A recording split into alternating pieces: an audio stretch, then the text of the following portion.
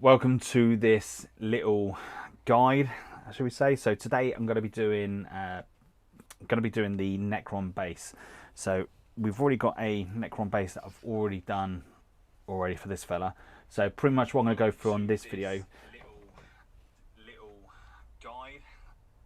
That's not what we want. So welcome to this little video. I'm going to take you through on how to make an awesome necron base. Well, this doesn't have to be a necron base. This could be a base for anyone you choose to be. This is just a really cool base. I'm very happy on the way it works. So what we're going to do, this is the base we're looking to achieve, and we're going to do one for this fella here. So to start off, now this fella I haven't stuck down. I say that. Let's pull that off. Now what we're going to need is some corkboard. So this corkboard is about 10mm thick, and it's quite handy for what we want to achieve. So super glue would be the next good thing.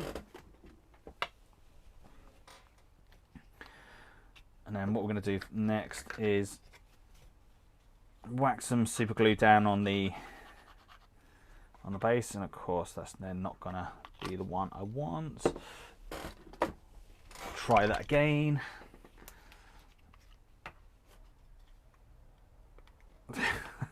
And of course that one's got loads of gunk on it. Good start. Hey, thank you very much, Charles Salomon, for joining us, and thanks for following. I'm much appreciated. It's very freaking awesome. So let's just see if I can get this done, and we'll get there. We'll get there, he says. There you go, it's coming. So what we're going to do is just going to slap some of this down on the base like so. And then what we do is we'll whack that. Let's try cover those holes up like so. And then from there, let that dry a bit. I'm just going to rip that. I can rip that straight off. There we go. So a nice start to the actual base itself. As you can see, I've kind of gone for that War of the Worlds type look on this fella. So what we're going to do next is we need to work upon the drain pipes that's coming out from the actual street itself. So with this, a couple of different things you can use. You can use old earbuds. You can use pens, old pens, like ones you're not using anymore. There's some really good tubes that I've got from, I think it was Green Stuff World back in the days. So we're going to use these today, only because I have purchased them already, and there's no point using stuff that I don't need to. So for this, all I'm going to do is just put that down onto the base like so, and then just to measure it up, I'm just going to put a little line on the actual tube, and then from there I'm just going to roll that. Now what you don't want to do is use clippers on these or push too much force down onto it. If you push too much force down to it, hey Thomas, thanks for joining us, my friend. If you put too much pressure onto it, you'll crush the actual tube itself, and that's what you really don't want to do. So what we're going to do now is I'm going to pop that tube down, so a bit of glue down first of all, and then we're going to pop that in like so. So we're going to go with a second one. So again, we're going to measure that out,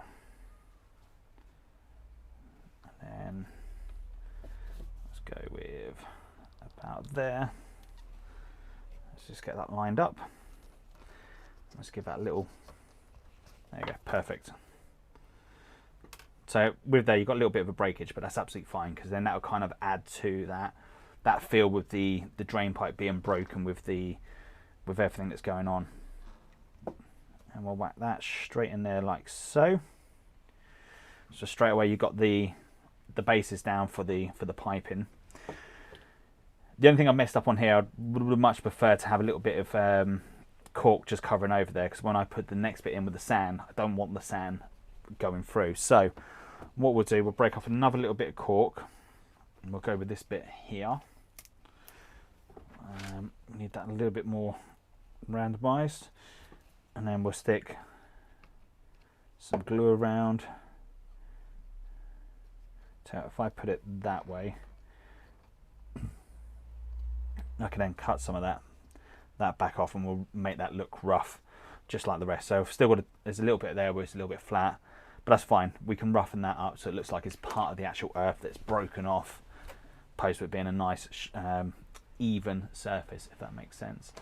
Right, so next up we're going to go with, need some sand for the basin. So with this is something that over the years, that when I've had like little bits of sand, some, what else have I got in there? I've got sand, I've got coarse sand, I've got fine sand, I've got little bits of building that's just been broken up and just dropped in there. And again, I've also got some little bits of slate broken up into there as well. And as you can see, that's just all it is just nice and random mix. You don't want to for me, I feel that it's better to have that randomness for what I'm about to do next. So what we're going to do with the super glue, now I use super glue opposed to PVA glue, because super glue will actually make the base last longer. If you use PVA glue over a period of time, what will happen is the actual base will start to peel and come away. Because I've had my models quite a long time using that super glue, I want to make sure that those models and the base last as long as the actual, getting the enjoyment out of the models. So that's why I use super glue opposed to PVA. So in with the super glue, I'm just going to whack that straight down like so, and then straight into the pot. So I know this is like common sense, but you never know, there might be someone out there wasn't too sure on it. And then that straight down like so. And again, same process, I'm just going to whack that straight in, so it gives you that little bit of randomness on the debris what's going on. So you've got the tubes now sticking out of the actual mound itself, but it doesn't look, they're not quite flush to the side itself. So to make it like it's part of the actual road itself and there's no breaks there, just going to grab a pinch of sand. Let's get the actual tub over itself, and then all I'm going to do is just going to put the sand, I'm going to sprinkle the sand up like so, and then with the super glue, all I'm going to do is just drop the super glue straight down. As you can see, the super glue is starting to seep into the actual sand itself. This is a really, really cool way of, building those bonds up. So that will actually help stick the cork board to the actual base itself as well, which is pretty cool. So we'll drop that down like so, and just do another one just there. Give that a sec, let that filter in, and just with a little bit more, I'm just going to sprinkle a little bit more on top like so. And then, try not to drop it. And then what we'll do around on this part here, and then let's go. And we'll just sprinkle a little bit along there. So again, I'm just putting a bit of super glue in and just dropping it straight in. And then what I'm going to do is just going to grab a couple of bits, thicker bits there, and again super glue just straight on top. Let's let that seep into the sand. I've got a little bit just there.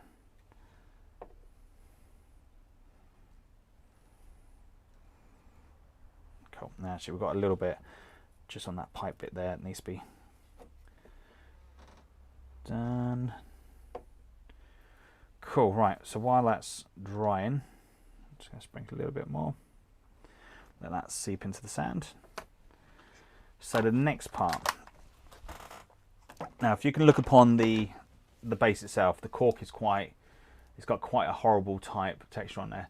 I can't read that. So hey mate, thank you very much for joining us, really do appreciate it. So as you can see on the cork itself, you kind of got that rough type texture on there, and as on the road I've kind of got it a little bit more flat, kind of like tarmac, where you've kind of got those slight little grooves into the actual tarmac itself, so it's not quite flat, it's not quite evened out, but you kind of got that little bit of texture in there. So to work upon that texture upon this base, what we're going to do is use some model filler, and I say like I've already got one pre-set up. So what we're going to do next is just some model filler. Hopefully you can see that on camera. And then with that, I'm just going to squeeze that like that onto the base. And then with this, you can either use a credit card. I've just got something that I've used from my DIY side of things. I can't remember where I got it from, but I know it was for something indoors inside the house. I'm just using this then just to push this into the gaps. This is going to do one or two things. One, it's going to flatten that road out to make it feel, to give it that more of a road texture. And two, it's going to actually strengthen the actual base itself. It's going to make that top surface just withstand some damage. Let's get a little bit on there. I might just have to do a little bit more.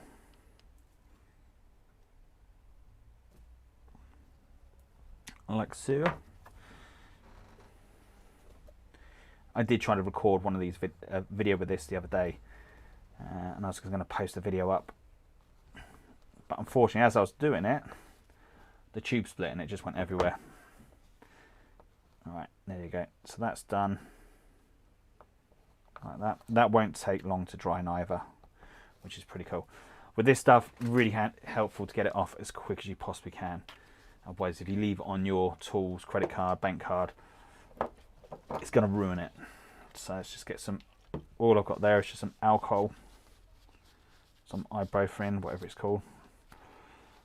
And then just clean that up. So that's ready for next time I need it. Okay, so while that's just drying on that side, we're going to get just a pair of cutters, and then with this I'm just going to try to randomize that up a little bit. So just going to pull some of it away if I can.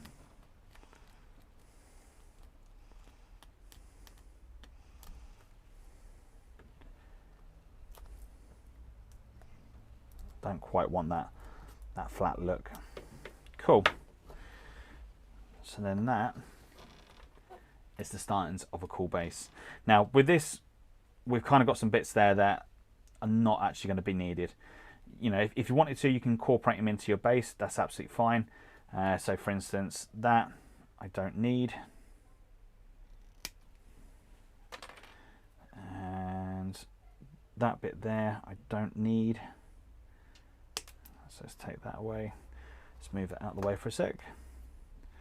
And then where it's stand up onto that thing, we might be able to put that into it. I'll have a look, see what that looks like. And then let's take that out. Right. Let's see what I've done. I didn't stick these properly together, and this is just so when I go to paint them, it makes it a little bit easier to get what I need done, like into the gaps. Okay, let's put that back together if it wants to go together. There you go. In. Cool. Right.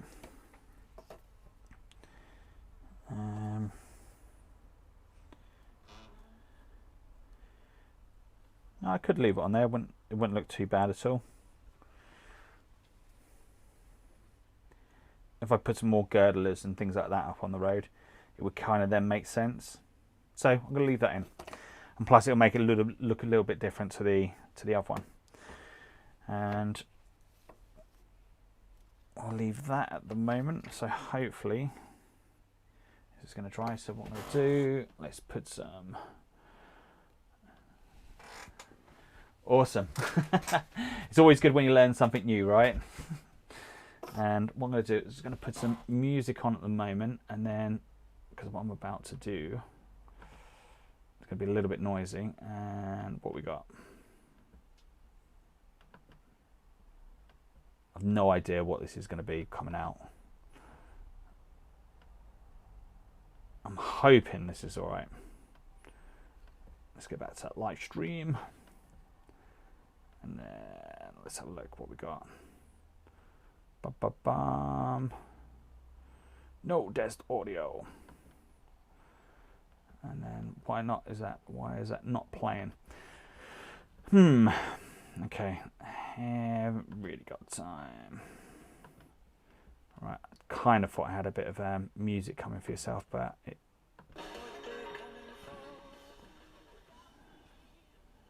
no. All right, that ain't happening.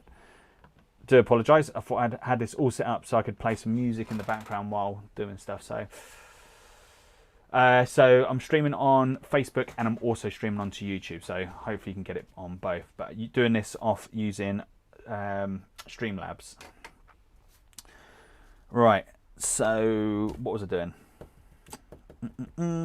Totally forgot. Yep, I remember now. So the next thing what I've got is a little bag of goodies. So with this is stuff you buy you get out of the fish tanks. It's like little plastic plant life, which is really, really cool.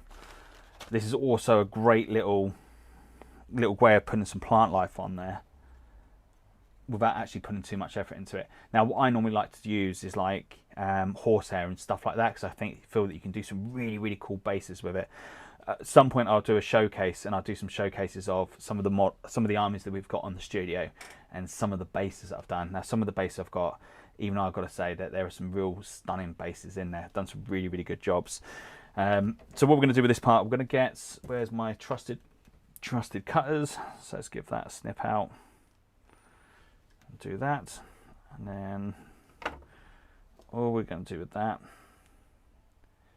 So if we have that.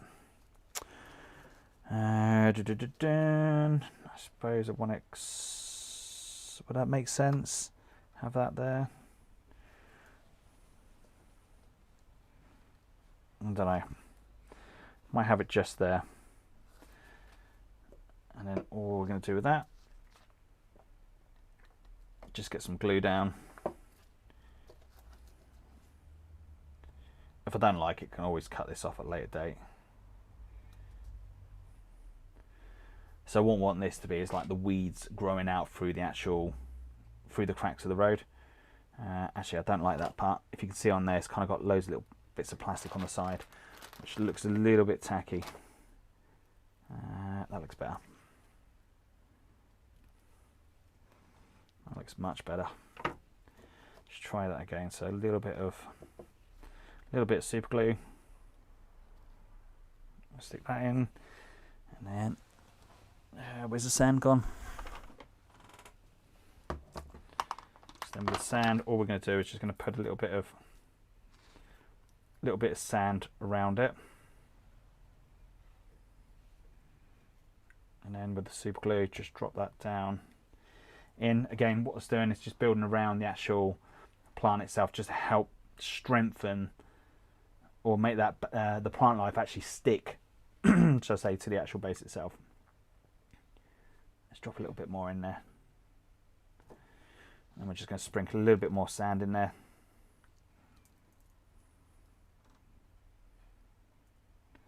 Oh, you idiot. Tap that too soon. Right, let's just cut. I want to pack that down just a tad. Let's get some more glue in. Oh, it's working.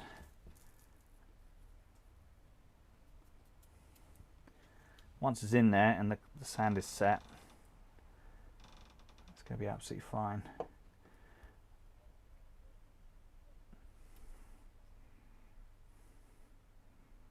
Cool, let's get in there. All right, we'll let that dry. That shouldn't take too long. Super glue is pretty quick. You can also buy like this spray you can put on there. Now for some reason, text is coming on there quite not that great. Ringing Beer, thank you very much for joining us. Really do appreciate it. Much appreciated. And of course, conversation is always cool as well. So if you guys and girls want to join in with the chat, please feel free. It'd be absolutely friggin' awesome. Of course, you can either follow us on Facebook or YouTube. Right, what is next? So that feels like that's already dry, which is pretty cool. So what we're going to do, just going to get a bit of old paper first of all. And then let's put that over that side. So we're going to do next is we're going to do the base coat onto the actual model. Now, with the undercoat, what I'm not going to do is I'm not actually going to spray onto the actual plant itself. Easier said than done, right? So I'm going to be going in with some surface primer. So this is just the Israel sand from Vallejo. Doesn't matter what you use on this. You can use, if you wanted to use grey primer, you can use anything you wanted to. It's not really a problem. Ah, awesome. Hopefully, I'm going to be doing my lunar walls next week. I was kind of hoping that I'd get them done this week, but I've had so much content to put together, hasn't quite worked out like that. I'm still getting through the necrons slowly but surely, but hopefully we're going to get there. So that's what we done on live stream last night, which is cool. I'm just not sure I'm happy with the colour at the moment, so I might have to go back and address that.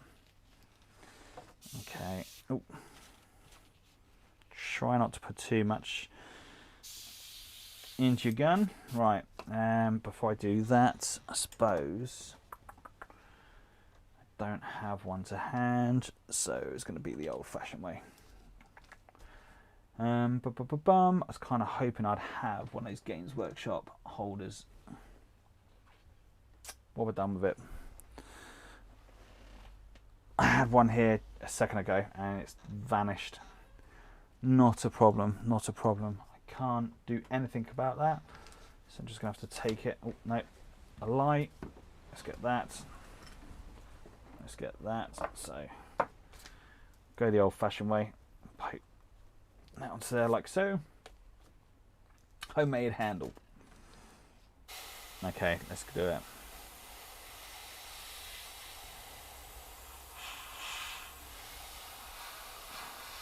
Of course, if you're airbrushing, I would recommend you do it with a sign on your face, because some of the toxins are not great. There you go. So once that filler's on, as you can see, it kind of makes it look like, gives it a nice flatter surface. Not perfectly flat, but as I said before, I didn't want it to be perfectly flat, but I just wanted to have that texture of like a road. Let's get that.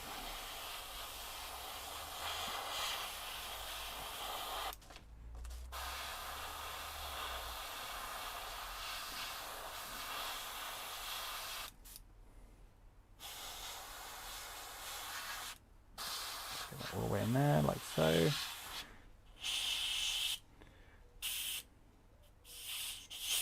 There you go, that down there. And then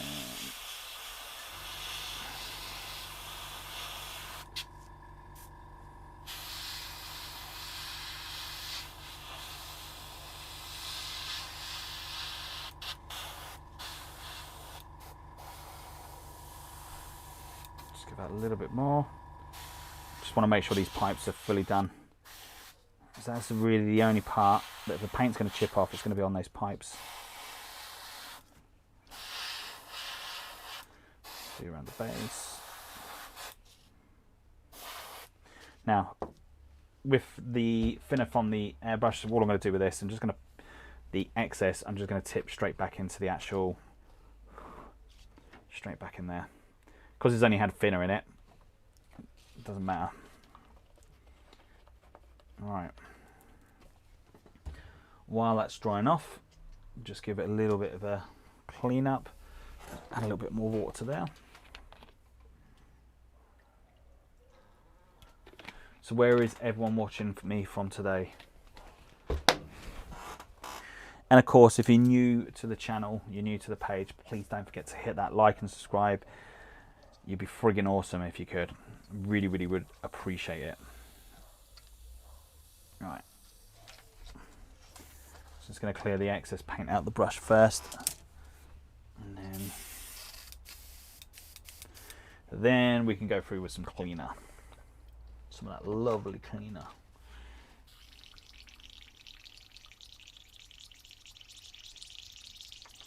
And at that moment, I'm just getting those nice chemically type smells just wafting up from my nose. Ah, awesome.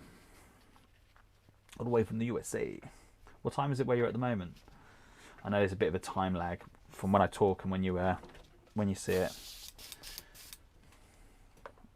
I think it's like about a couple of seconds. Or it might even be longer than that. Awesome.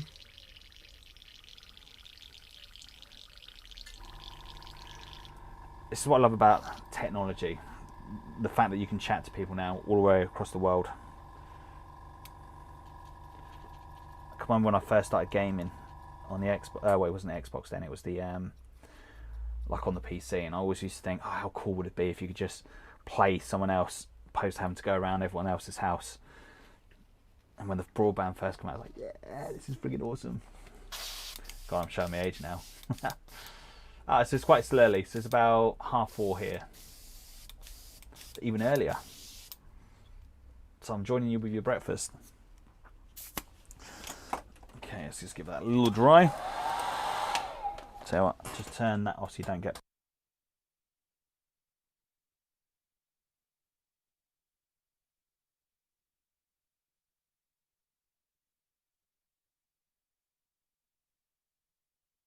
Okay.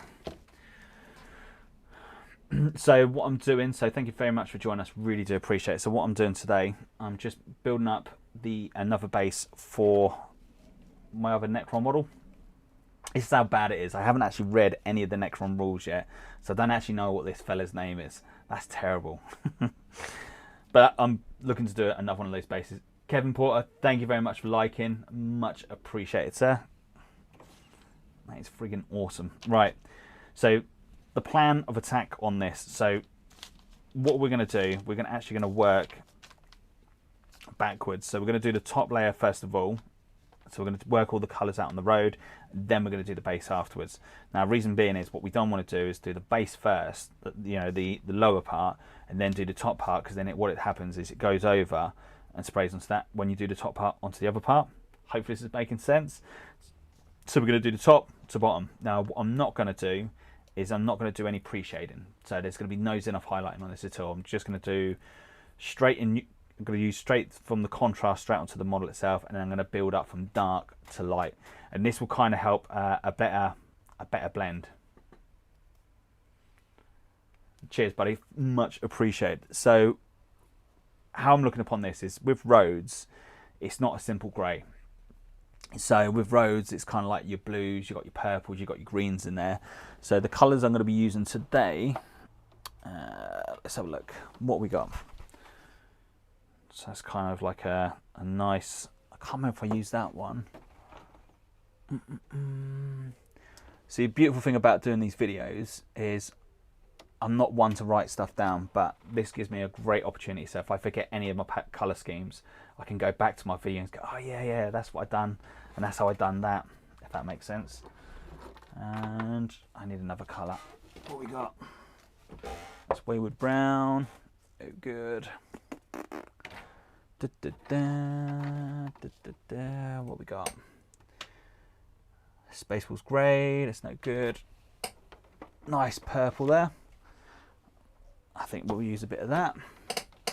And what have we got here?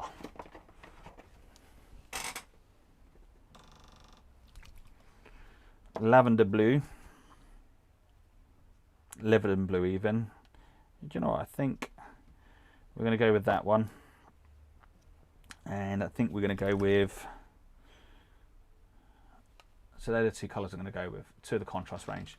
Beautiful thing with contrast is it's got like a real nice pigment to it, which is absolutely friggin' awesome, because with that thicker pigment, it kind of coats the base quite easily, which is absolutely friggin' awesome. So what we're going to do, we're going to go first off. Where's my thinner gone? There you go. So with anything with contrast, any thin paints, it's always good to go with a little bit thinner first. And then let's find one of my trusty pipettes, if I can find one.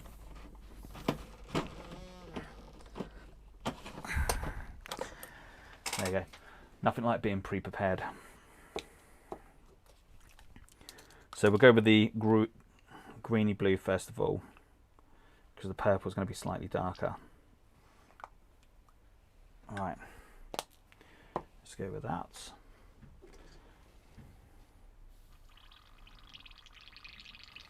Give a little bit of a blowback.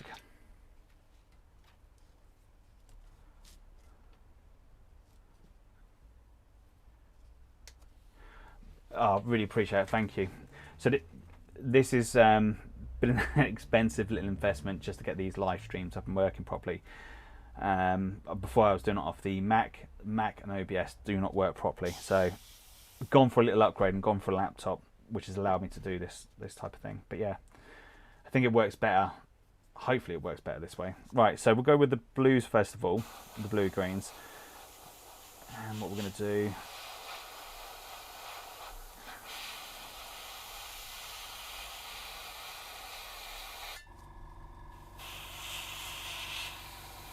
Beautiful thing with contrast. Just like as you're applying the contrast with the paintbrush to your model, the more times you go over an area, the darker it will get, which is pretty cool. So you can implement that on so many cool ways through the airbrush. So treating it like if you're going to paint like your model, you can do some really, really cool stuff.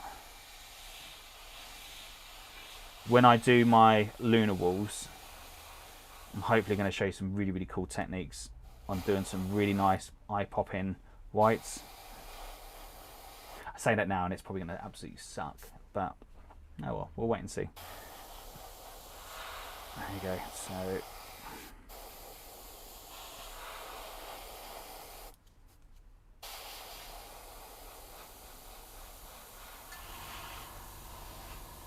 So the reason why I've gone with the greeny blue opposed to a dark blue, it will kind of go nicely with the green on the models.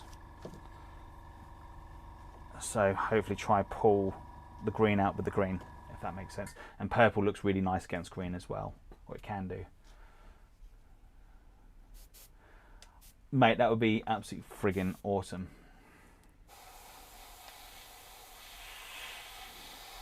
There we go, let's just give it another coat.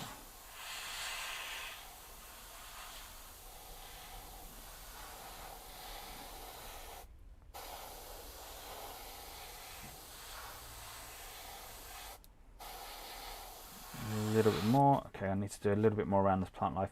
So as you see what I'm doing with the plant, I'm just pulling it to one side.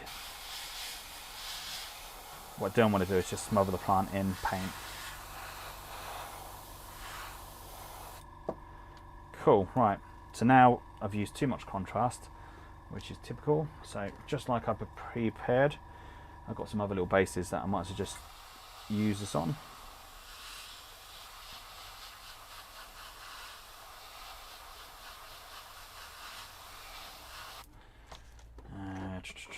That's one I've done for the scarabs. It looks awesome because with the way the scarabs come across, it looks like they're actually flying across the actual base itself. It looks friggin' awesome.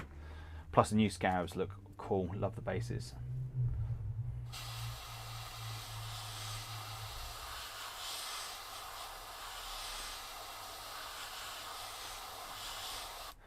I'm not sure why, but for some reason today's text is coming through a wrong colour. Let's just go back onto that. Let's just see if I can alter that, just so I can see everyone's names. Otherwise it kind of sucks a little bit. Where is the chat bar? Is it under there? Nope. Nope, nope, nope. It's not that one. Ba-ba-bum. It's probably not going to let me, is it? Ah, that's a shame. That is a wee shame. Okay. Something definitely to play around with there. Let's see if it's on there. Background. That's just the alerts. Ah, that's a shame. Okay. It would have been nice just so I could see the names up properly, but never mind. Never mind. So if you see me going up to the camera quite close, it's just so I can read the names. At the moment, it's kind of like, believe it or not, I'm actually colourblind. So I've got the blue text at the moment. It's actually blended in with the background. And I'm struggling to see what some of the names are popping up, which is fine. Absolutely crazy, right? Colourblind painting.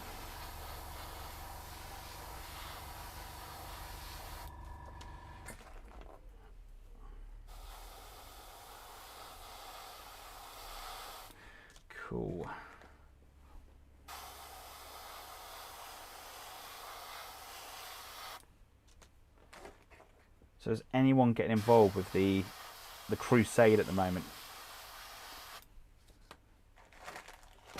So obviously we've got the announcement where they're going to be bringing out another crusade book, which looks friggin' awesome.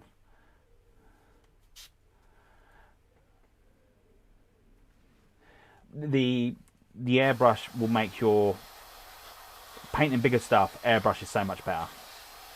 You can do such a nicer, smoother transition over the colours, so it's really, yeah, much better. It's better. Underdog Painting, thank you very much for joining us, sir. Really do appreciate it. As I said before, if anyone is new to the channel, thank you very much for joining us. Really do appreciate it. Please don't forget to hit that like and subscribe, or even follow us on Facebook. That'd be really cool. And right, I think we are there on that side. So I've got loads of excess paint that I'm just going to basically waste. Now with the contrast paint, I don't like to, even though it's got thinner in it, I don't like putting it back into the pot. It's not good. Oh, okay, that's 20 jet bikes. It's quite a lot of jet bikes there, sir. So I'm guessing that's Rob with his horrible jet bike list.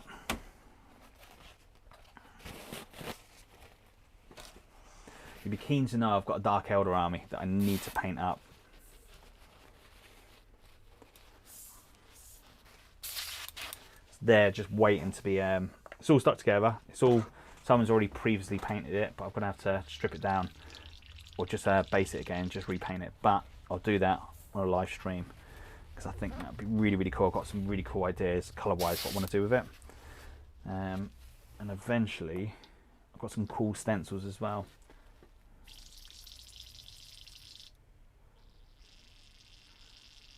Ah, you're joking. Yeah, lockdown is kind of a bit... It's a bit poopy, unfortunately. I don't even know what the answer is with that, because I kind of... At the moment, the whole thing with the COVID thing kind of sucks. So that's from tomorrow. I'm back to work, going in and out of people's houses, and I'm not looking forward to that. Alright, just going to turn my mic off for a sec, just so I can dry these.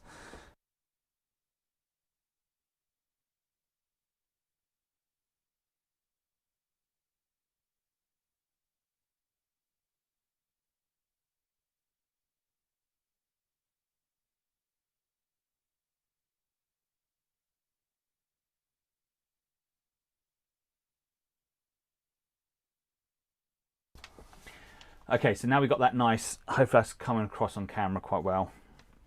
Looks like it's the same type of bluey green.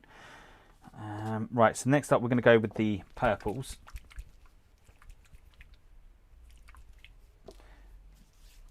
Ah, Frost and Fist. Thank you very much for joining us, sir. It's got to be early where you boys are. Okay, getting a little bit thinner. This time I'm going to try not to be a bit silly with the contrast paint, because I know I've just wasted loads of paint and it's just kind of a bit silly. I don't know why I've got the lavender blue. We want, so we're going to go with a nice dark purple. Just have a little bit of a drop. Again, probably a little bit too much more than I'm going to actually need. Give that a little blowback. Okay, so what we want is, again, some randomness. We don't want to do this all the way over. We just want to do certain areas now where we want the darker purples to be in. By the way, this is more to give the base more texture opposed to anything else. So you may be looking at thinking, why are you going back in with a darker colour?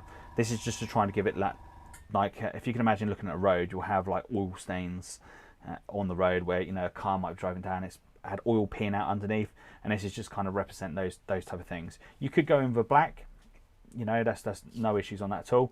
I just think myself a purple is going to be a little bit better. In this, with the colours, they're quite close together anyway, so it's not going to be that much is going to stand out, but it will just help with a little bit of extra texture.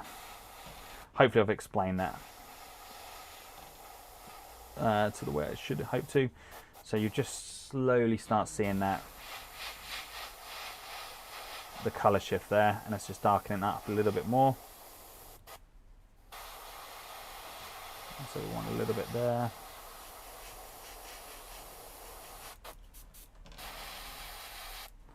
So we're going to get a little bit.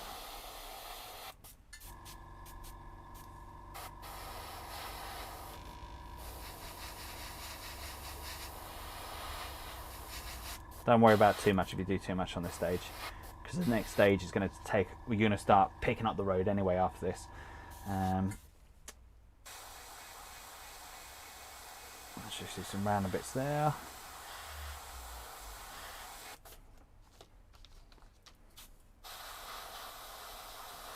Do some random bits there. And again, we'll do some random bits there.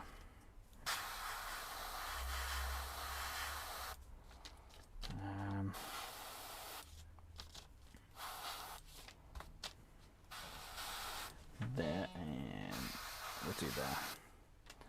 That's it. So let's push those to one side. Let's clean up. And all that paint again I've wasted. Really gonna learn on that. So what we've got going in the contact. So it's almost 11. I stayed up late and work up late. No, good to stick with the orcs, my friend. Orcs are cool. I've actually got some orc projects I need to get on with. We're just doing a crusade game at the moment, and with the crusade game I'm obviously taking orcs, and I need to get some orcs built for what I plan to add to them as the campaign goes on. And of course I've got a nice wartrike that's there built but just not painted, and I've got to pull my finger out and get that done. Right, that's all cleaned out, so let's pop that onto there. Right, next colour. Where do we want to go? So this is where we're going to start putting the greys in, and we're going to go with what would be a nice colour to start pulling that in with. We're going to go with what have we got here? Grey Seal, and then we've got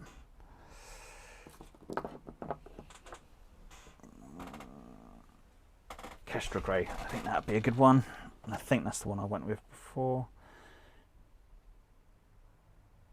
Okay, right. I think what we need is a little bit of blue in there, so let me just see what colours I can muster up. Fenrisian Grey could be a good one. No, I don't think I want that. Kind of needs a little bit more. What we got? Oh, no. Ooh, that might be a good one. And then what we got here? Okay, so got some ideas. So it's going to be a little bit different to what I've done before, hence why doing video guides is quite handy for me to go back and say, right, that's what I used the last time. Just wish the other one would have come out, because that would have been cool. Right, so let's go with a little bit of thinner. We're going to go... yeah, we'll do that one. Oh, man. That is just all... knackered. What we got? Unfortunately, that's all like manky inside, which is typical. I don't even know where my mixer's gone. So I couldn't have used that the other day then.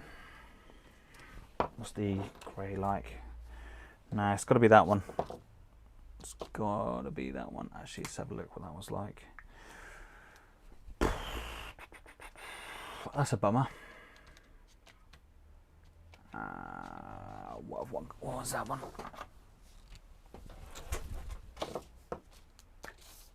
That's the one. Right, cooking with gas again. Thank you very much. So a bit of thinner, and then we're going to go with paintbrush. We'll go with that one. Then all I'm going to do with this is just in the cup. So I'm not poking it down inside, I'm just doing it off the side and just mixing that up in the actual cup itself.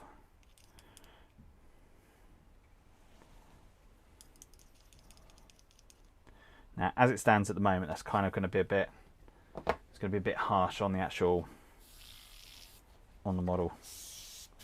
So what I'm going to do is I'm going to tip a little bit of that back in. Clean that up. Cheers. Thank you very much. Let's just have a little test, see what this comes up with at the moment.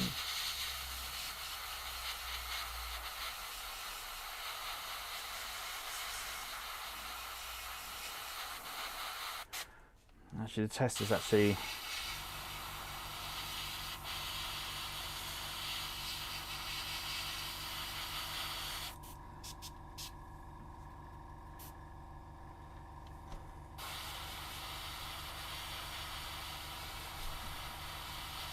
so like if you was doing like if you was wet blending or something like that. So it's not a thick paint I've got inside, it's quite watery. And all I'm doing is just doing this in layers, just like building up the actual colours itself. And this will give it like a nice blending. So when you get it to where you want it to go, you can stop.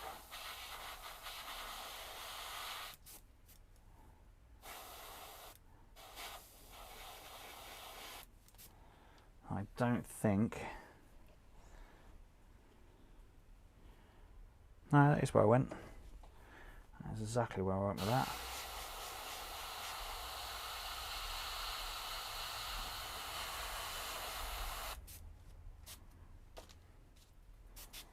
Just have a couple more test runs. Make sure this is happy where I'm going with this.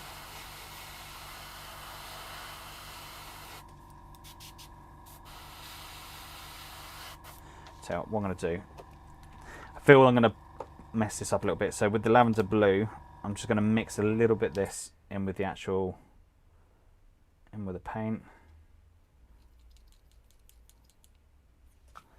Probably made a mistake here now. Find out in a sec, right?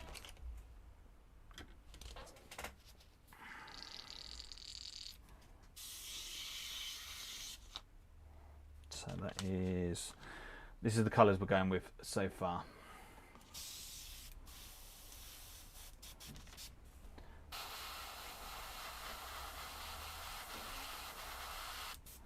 Yes, a little bit better.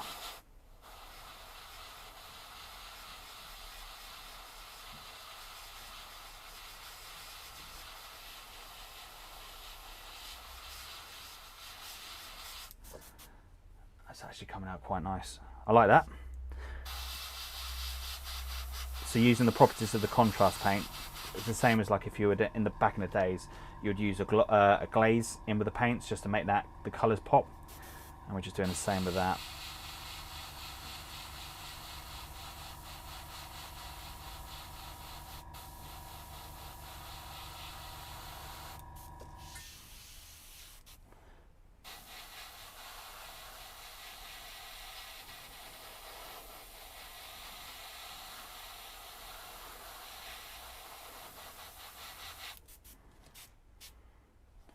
Kind of want a little bit.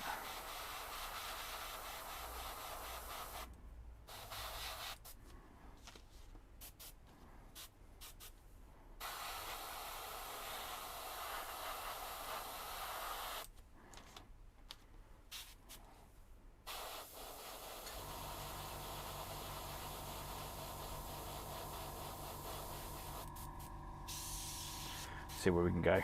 All right. So not going too close to the actual base itself, but just coming away a little bit, just so we can have a little bit of control of what's going on.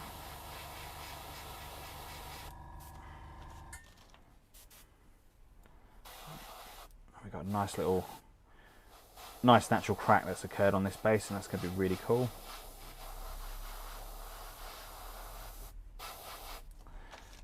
That's awesome.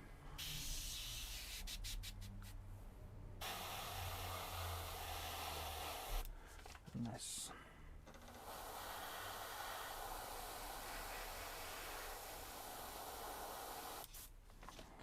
That was there.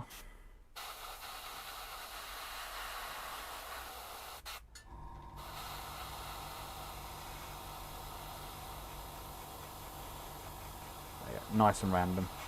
which is cool. So you still want some of those darker bits to show up. So let's go back to this one. This is the main one we're working on. So let's have a little bit of light going on there. Want a little bit of dark.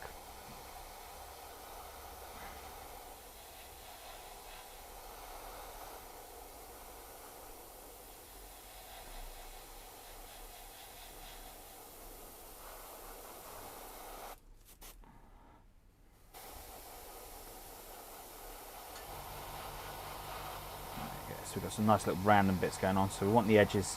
I feel like I kind of need to do the edges a little bit lighter than I would into the centre. I think that's more to save myself than it is anything else.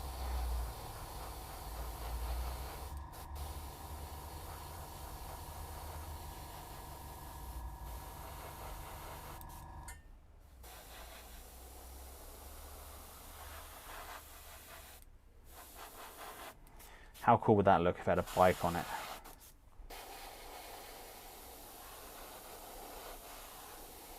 Ah, oh, damn it. I know a mistake I've made.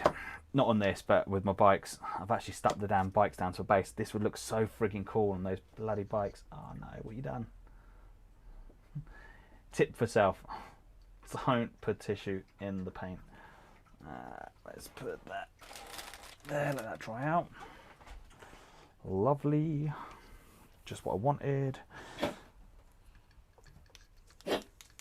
Just get some of that excess paint out.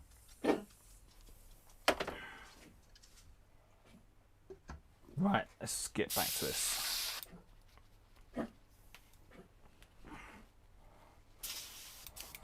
How many people have got their has got the Dominus box set and still haven't painted it yet? Who's like me, has got it been sat on the shelf for ages and not had that chance of getting around to doing what you should be doing? It's like my poor model has been crying out like, come on, paint me, man. Alright, let's get some of that paint in there, like so. And then a little bit into there. Right. We are good. We are good again. Let's get a little bit more.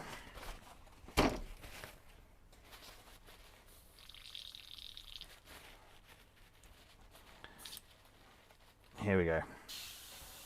So going straight in now with the Kestrel Grey, Kessler Grey, however you pronounce that. And then all we're going to do now is just going to raise it up a little bit more.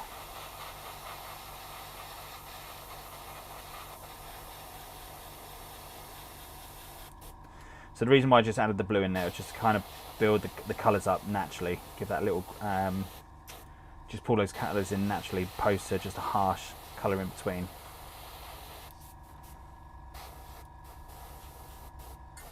Kind of want a little bit over there.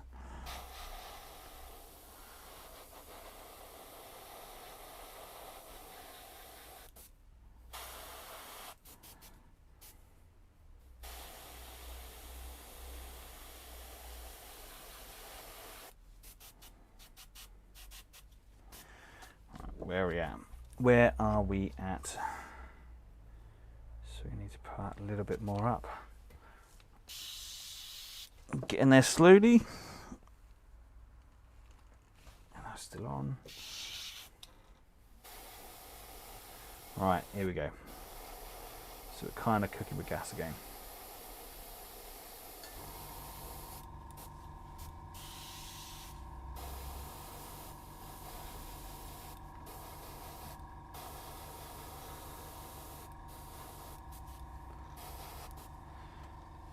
Don't want to go too much because I don't want to miss out on all the goodness we put in pre-hand, right?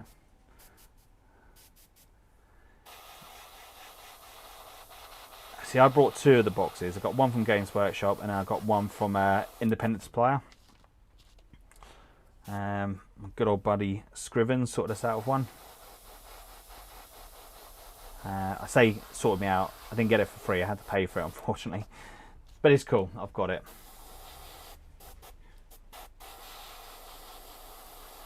So everything's all built.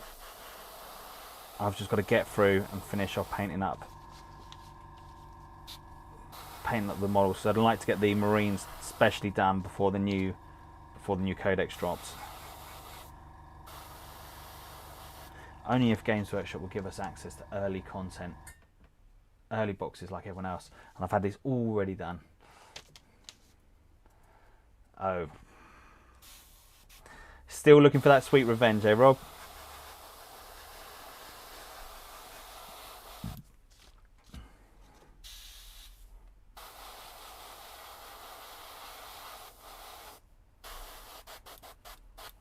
Our colour scheme actually works a lot nicer on the smaller bases. Bugger off, Norton.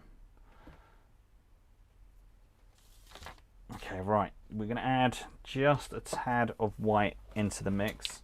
I just want to raise it up just a little bit.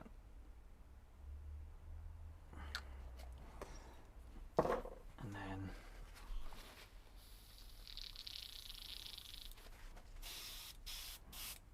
let's clear that off a little bit.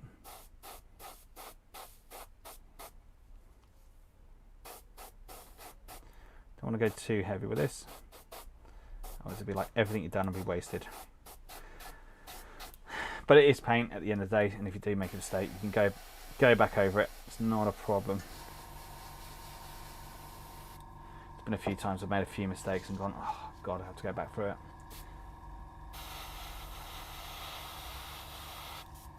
What happened to the Imperial Fist that you had working on?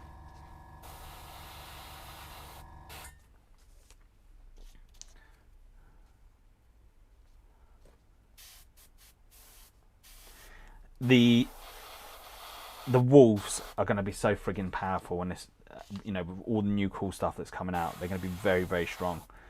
We've got an awesome battle report coming out very, very soon with the Space Wolves versus Knights, and damn, the wolves were on fire. They're so friggin' good.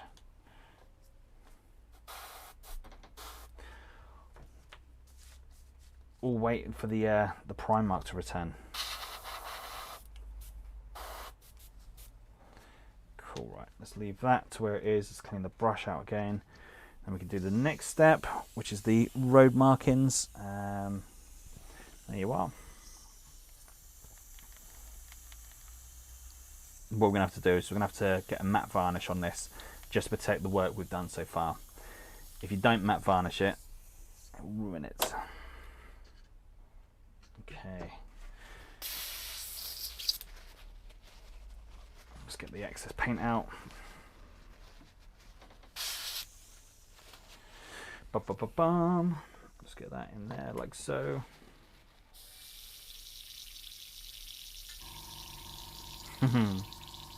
The Knights enjoyed it.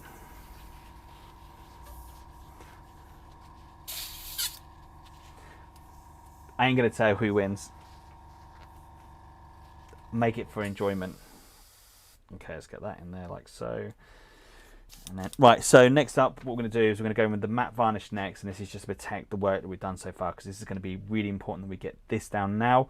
Otherwise, if we do the masking off, it's a chance it could pull up what we've done so far. So we're going to go with, if I can find it,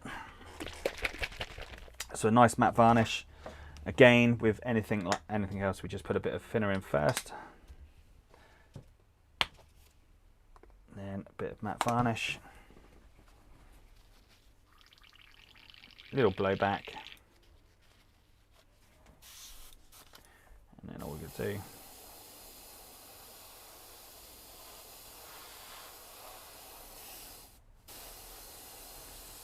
straight over the top.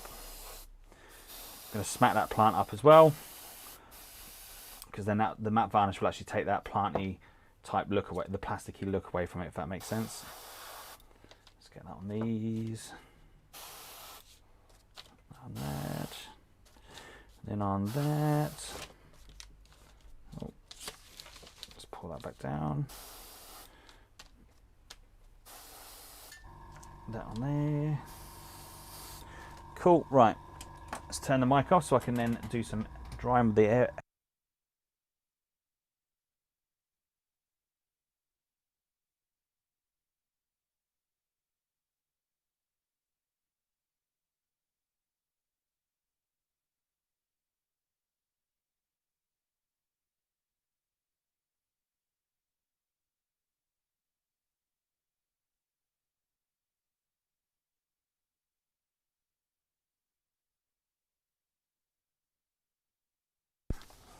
So I'm actually going to I may actually go back over this base and add some more colour to it. I'm just looking at it and there's some bits that I'm not happy with.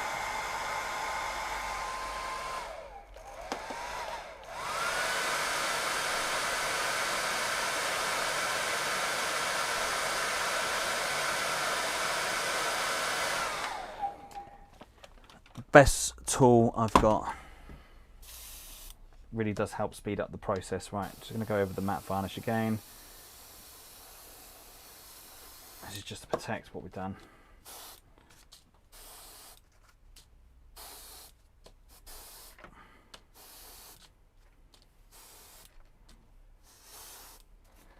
Don't want that. Cool, right. That's all that cleaned out, so we'll clean that up again, and then we're going to go back in some of the other colours. The plan was at this stage was to go in and go straight in with the masking, but I need to just darken that road up a little bit.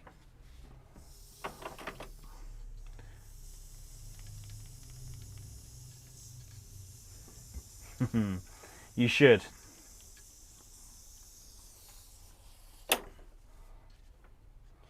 Definitely should play the fists.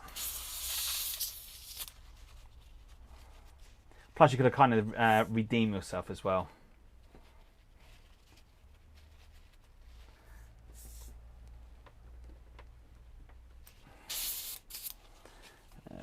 What we got? Can't find my cleaner. There it is.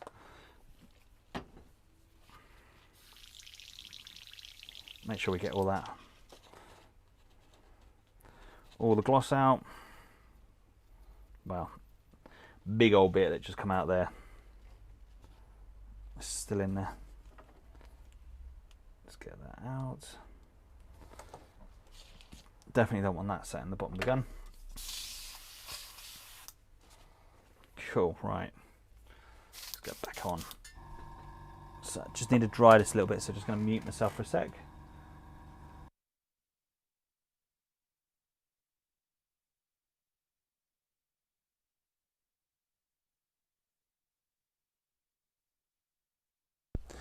Okay, so next part we want to I'm going to water down. Just going to water down this purple a little bit. Just try not waste anything, and then straight into the pot. I don't want this too thick on this side. I want this a little bit watery. Perfect.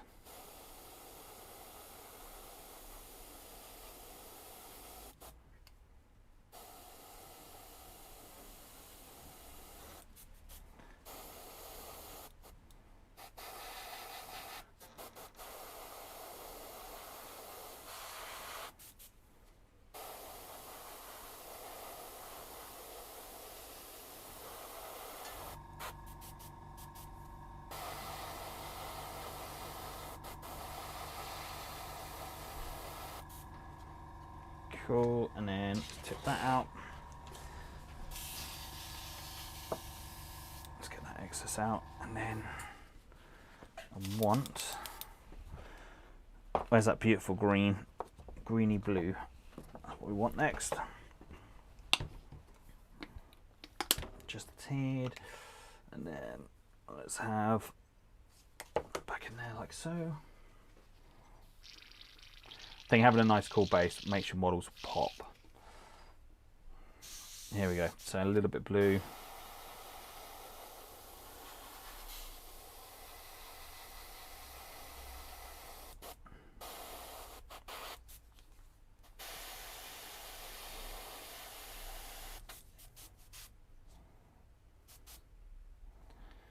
Cool, right, that's where we're going to leave it. Let's get that in there like so. Clean this up. It's the only problem with an airbrush. You've got to make sure you clean it after every go. Otherwise, if you don't, game over, man. Okay, right, let's get that in there.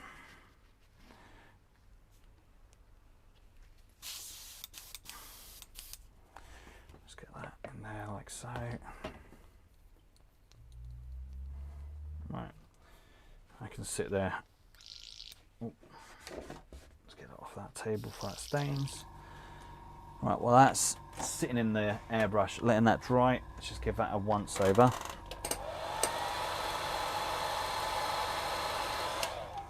Okay, next up we're going to go in with the masking tape next. Let's move that out of the way.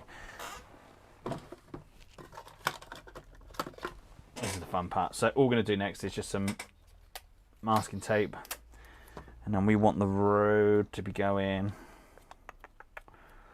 it's kind of on that side, it's going that way, but we want to go it, it's going across that way. We'll do two parts.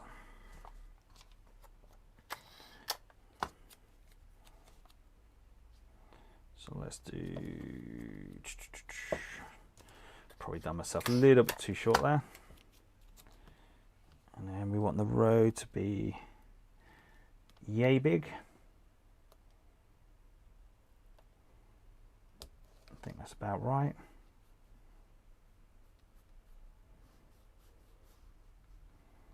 Like so. Actually, I'll tell you what. Let's continue this going. Let's actually go to there. And we'll do the other one. Got an idea. Hopefully this is going to look cool. Alright, so we're going to need a little break in between. So we're going to go stick that down.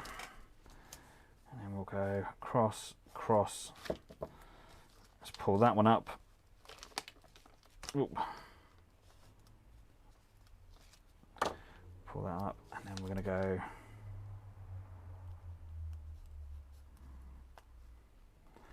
to like that, like so. Right, next up, what we're going to do for that, so actually while we're doing it, let's do these other bits as well. Let's get these done.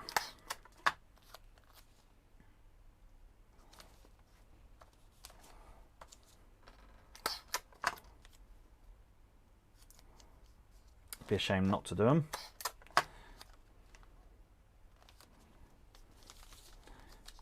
And there's some going across that way. And I have that way. Bop, bop, bum. I love how this effect comes out. Just kind of gives a little bit more to the actual road itself. And then we'll do you. To you. And then, yeah, that actually looked cool going across all the way that. Let's get this right and this will look banging. Get that there. And I'll get that kind of cross like that.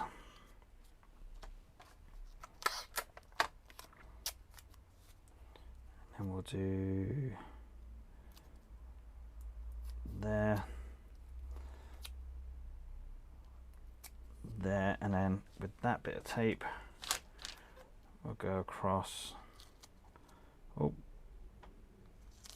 already messing it up. Get that going across there. Oh, and we need to cover that bit up. Right, let's just play safe. I feel confident I could spray it and not get any overspray anywhere, but let's just not take no chances. So next up, we're going to go in with chipping fluid, which is now oh, there it is. I did pre-plan this. Promise I did properly plan this out. Right, so we're going to go in with some chipping paint next, and let's empty this out.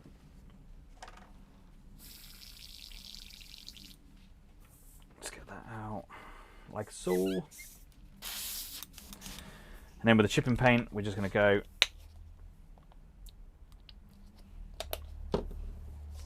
straight into the airbrush.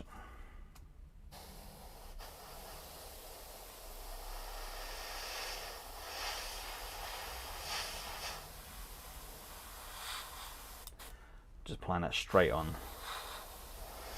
to the road. So the reason why I'm putting the chipping paint on is so I can give that weathered effect.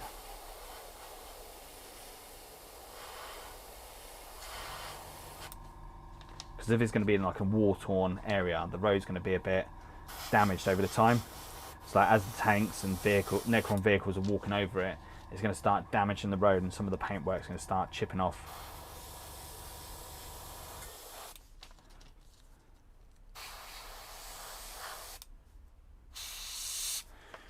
Here we go.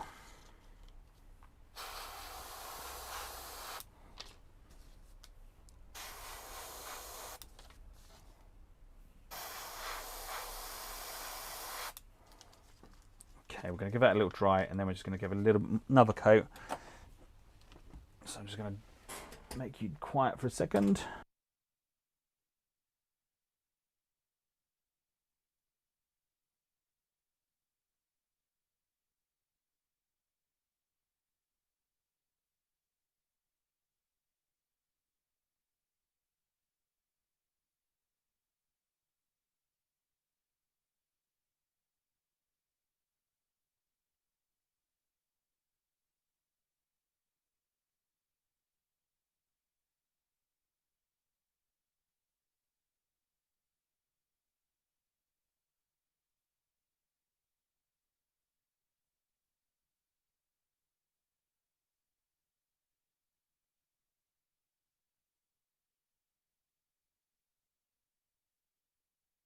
Let's try this again. Just give it another coat.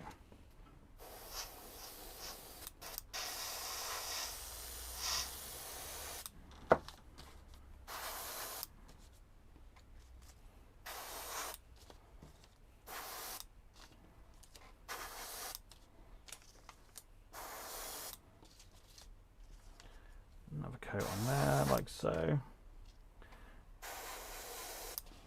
Cool, right. And then excess we're going to tip back into the solution.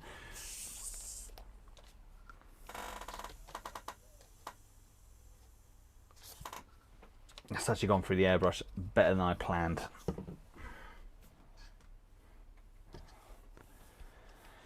Where's my old brush? There you are. So we're just going to get the existing chipping fluid out of the actual airbrush itself. That'll give the other stuff a chance to dry as well.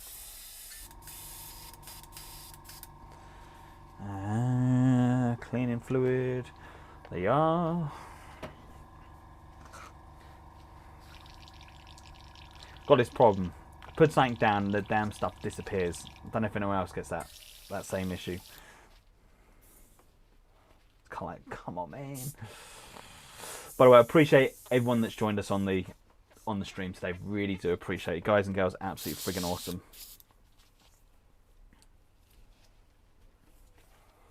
Don't forget to hit the like as well.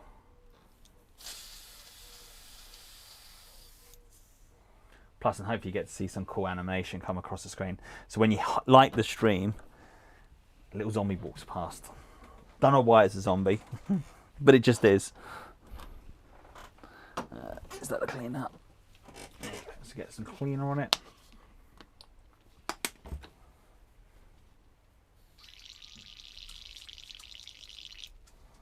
Cool, right. Let's get that out.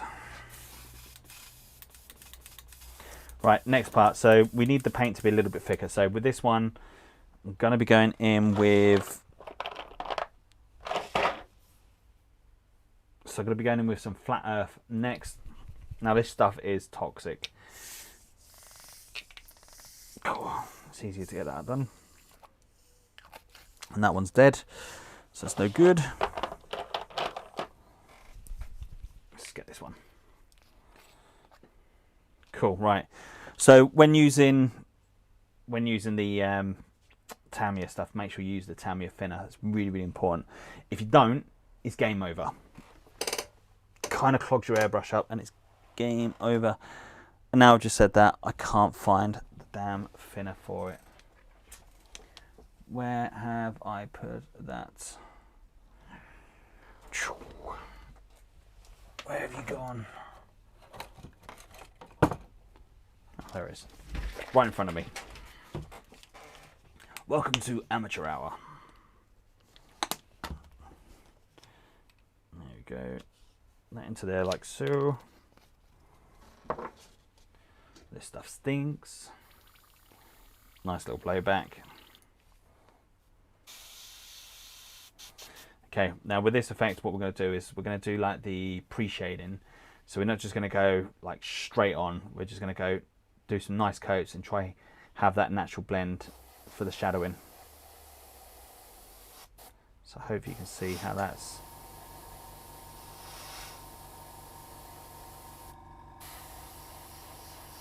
Do I need a bit thinner? Yeah, a little bit more thinner in that.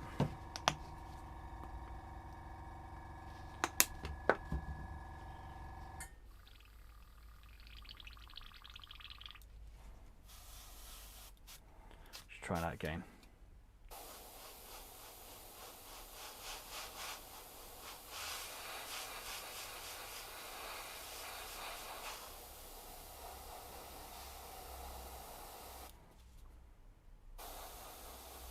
There you go, so we've got some natural.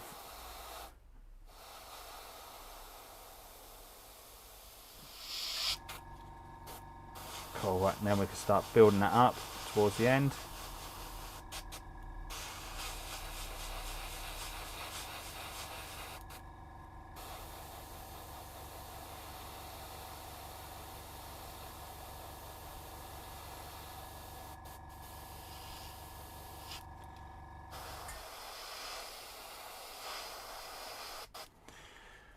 Cool.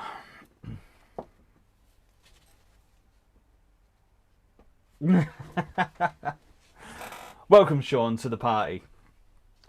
And what a good old noise to make, eh? And we've got Paulie on here as well. Thank you very much.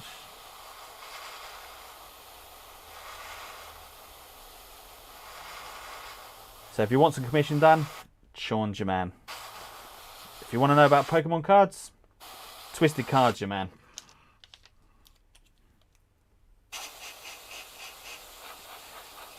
There we go, so do that.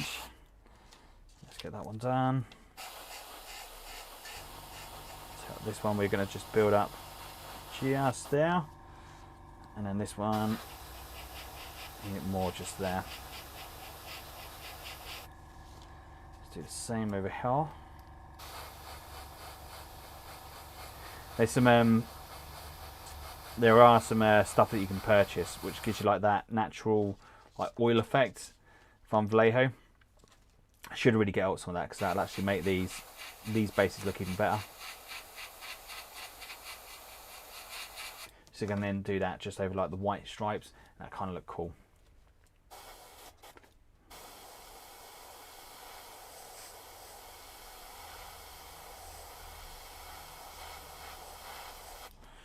Right, while those are drying off, we're just going to get the air dryer out.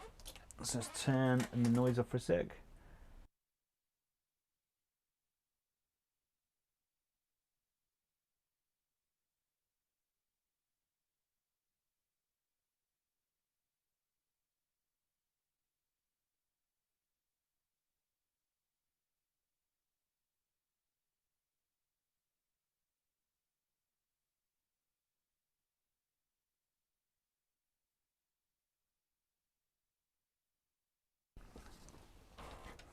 Right, so we're going to give this another coat, just to darken this up, lighten this up a little bit.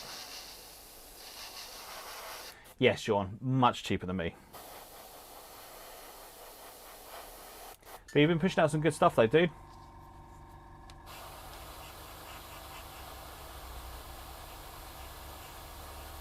Which has been very good. So the amount of models you're painting, you must be doing something right, so that's good.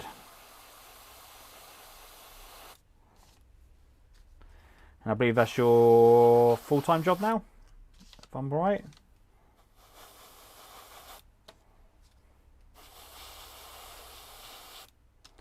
Let's get that and there. Cool, right, that's where we're going to stay on that. And then, oh, this stuff stinks. Let's just give a little...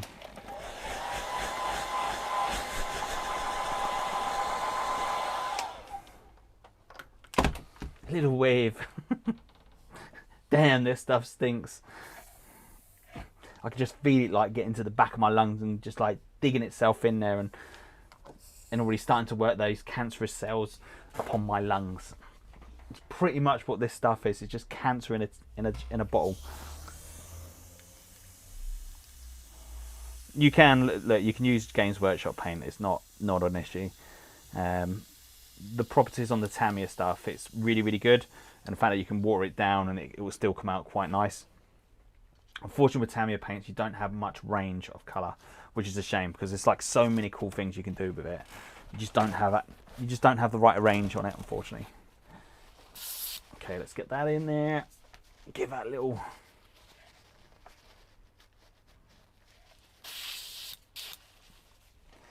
Ba-ba-bum. By the way, if anyone misses this video, misses from the beginning, I'm actually recording this, so I will post this whole guide up on a faster scale. So something to have a little look at. And hopefully it'll look like I'm being professional. Mate, you should get an airbrush. It just, for you, it would make your painting so much quicker. I keep telling you, you know, with the paintbrush, airbrush, you can do so many cool techniques with it. You're missing out on a trick, Sean. You really are. Right, I'm going to deaden you down for a second. Let's see if I can get the music going. I think this would be ideal. So let's get that into there like so. Desktop. And let's do monitor only. That down to there. And then if I do that.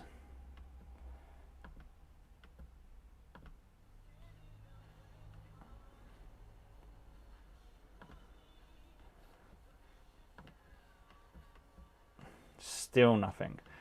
What's going through that then? It would be good to have.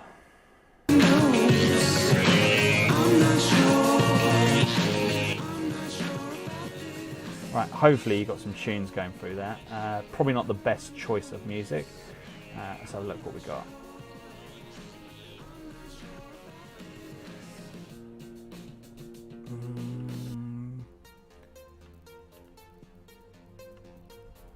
Right, let's go for a little bit of chill out.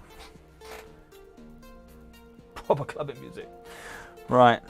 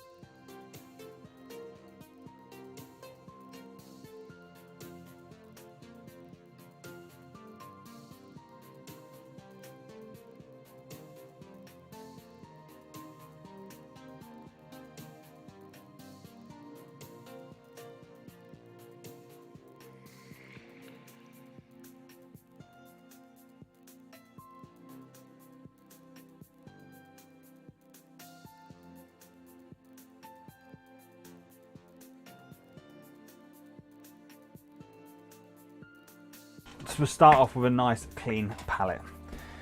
Right, that should be nice and dry. So now we do that fun part that I know Mikey likes to see, and that is the peeling back of the paint.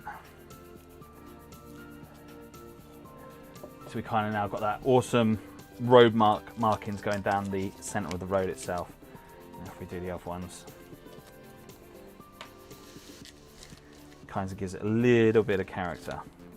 And in a sec, you're going to understand why I've done the chipping on it. It's going to make these pop.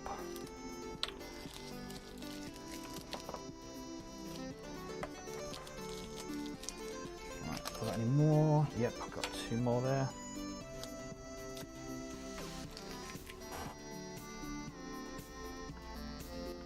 Tell me if the music's too loud. I don't like that. That music is dog. No good. No good indeed, sir. That's what we got artist-wise.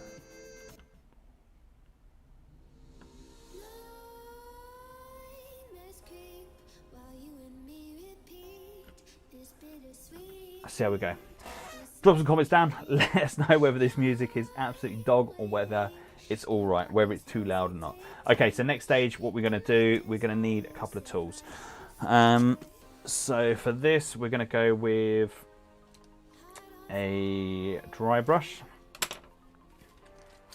Now, kind of got, where is the other one? Did have a one item, there you go. So there's a small dry brush there. And the next tool we need is a toothpick. And then for this next stage, let's just get those out of there, like that. Okay, let's get some more tissue.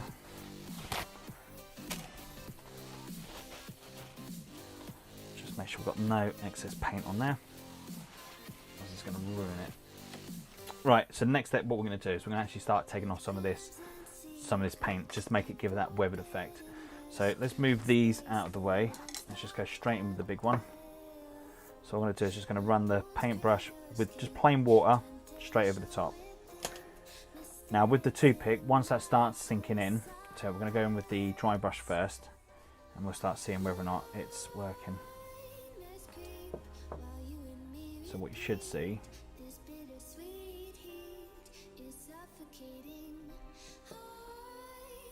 start seeing that paint starting to come away.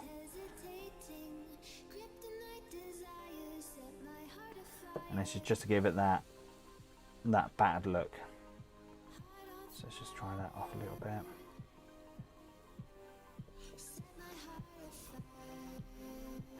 As I said, the idea is it's a lot of stuff that can go over the top of it, so it kind of breaks it up a little bit. Yeah, 100%. Totally agree with you on that. So again, pulling that back.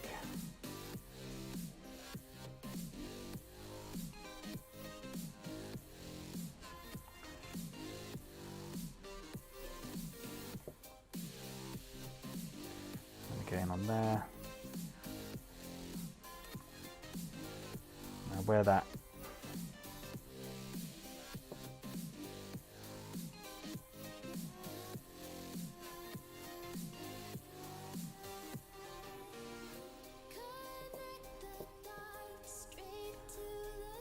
such an awesome effect.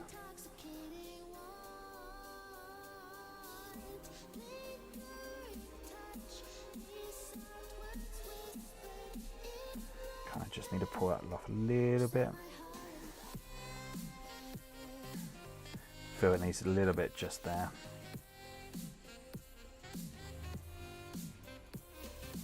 And the only problem is we kind of have a little bit of the other paint underneath starting to come off.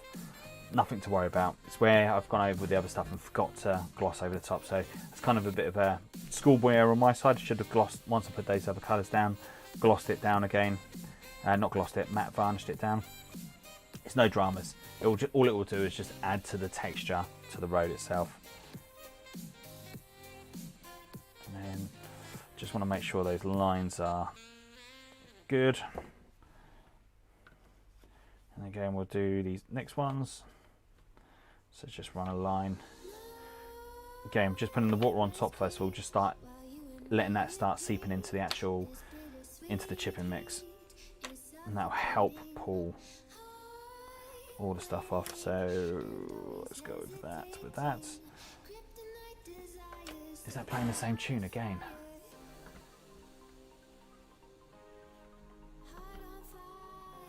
Why is it not coming up?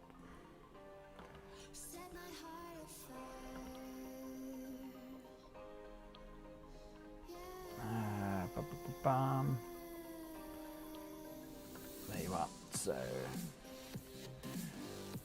see what we've got on stations. So we have got a choice of happy, pop.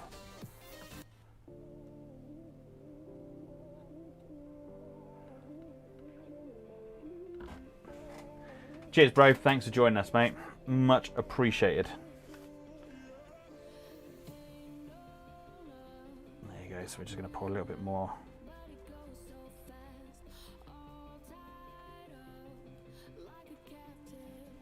There you go.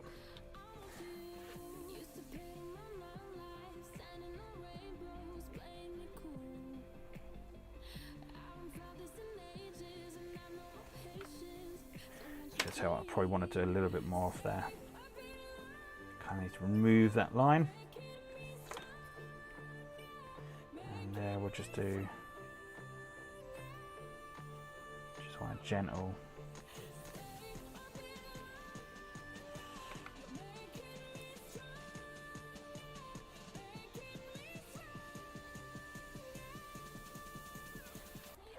Up there. Okay, let's get this bit off.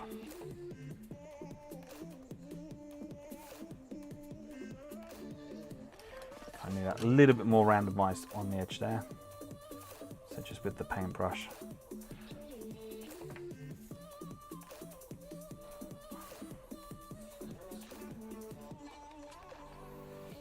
I should actually give it a better.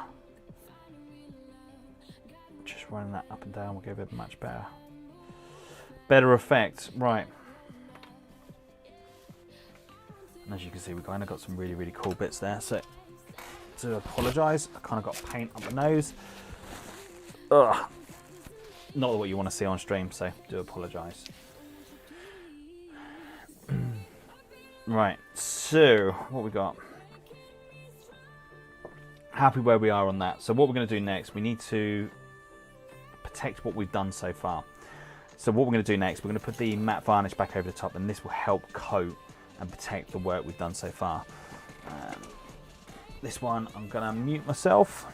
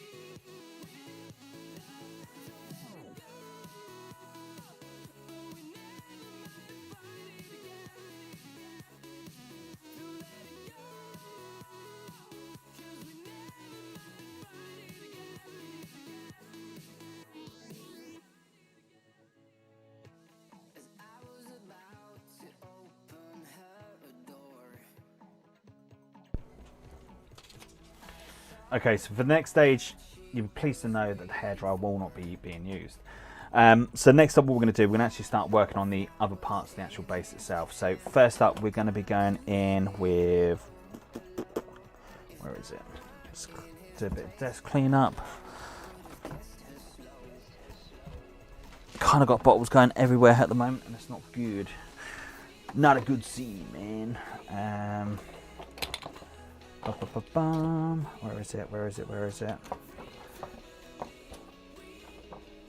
I only just had this just a second ago, and like everything else, it just disappears into the ether. Am I reading this blind? It's probably just there right in front of me, so I need, there it is, as I said, right in front of me. So next up, we're going to be going in with the contrast paint. So we're going to go in with Wildwood. And then what we're going to do with that, straight out of the bottle, I'm just going to put that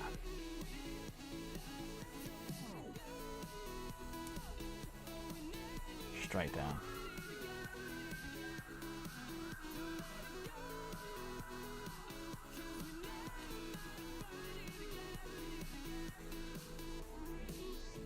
So I'm going to go over the pipes as well, because it's a nice dark colour.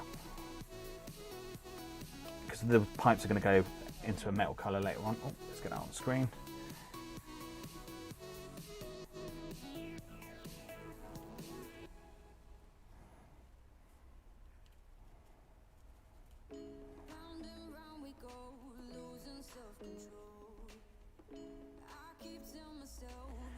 Make sure we cover those bits up.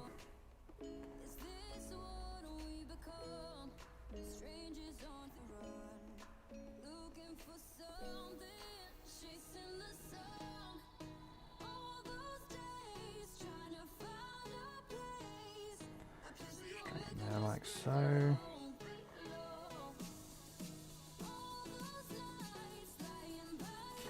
Get underneath that.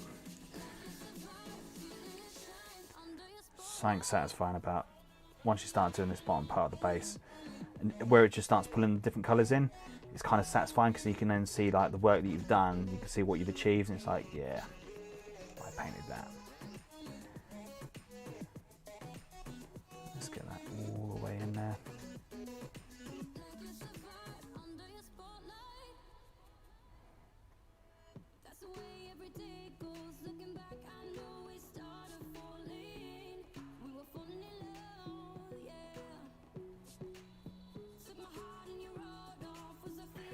Right.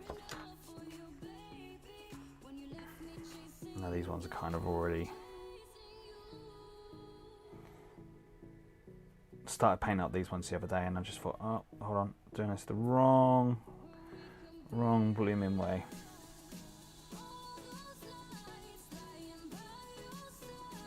There you go. So you got that nice dark bit around the bottom.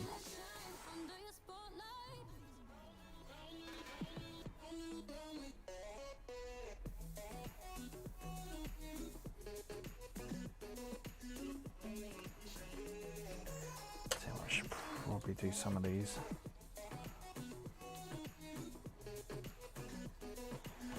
Right, try that again. Okay, that's probably a bit too much contrast there. I suppose we can just keep dabbing back into that, pulling that back around.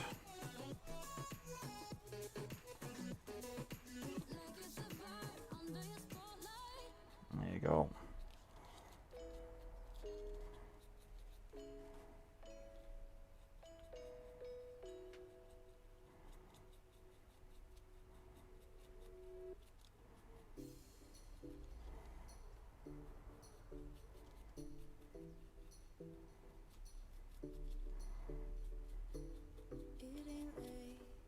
Cool, right.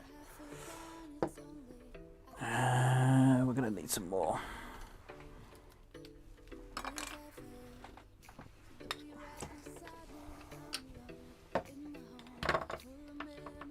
Let's get that up on that one.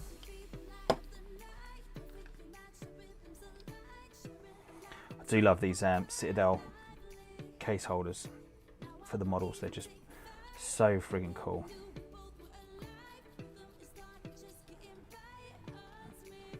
Makes life so much easier.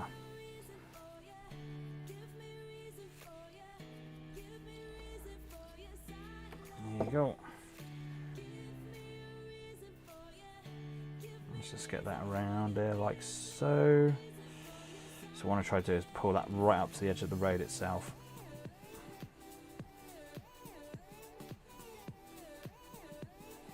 Let's get that in there like that.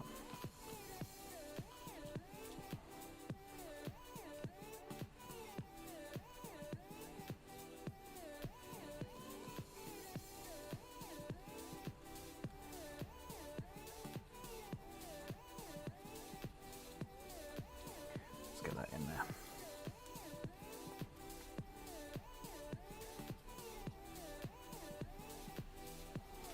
Get that in there. I think that's all of them pre-done already. I need some more bases. Sorry dude, you need to come off. I need to have you on there. So much for painting necrons today, eh?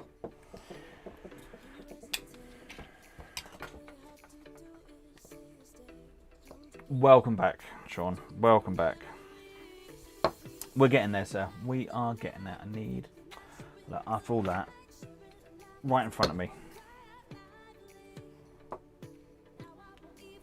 What I say earlier on, it's always right in front of you. You least expect to see it. That's bloody expected. Right, let's get the last one on there. Sean, is music coming through too loud, or is it all right? Right, turn the mic off for a sec.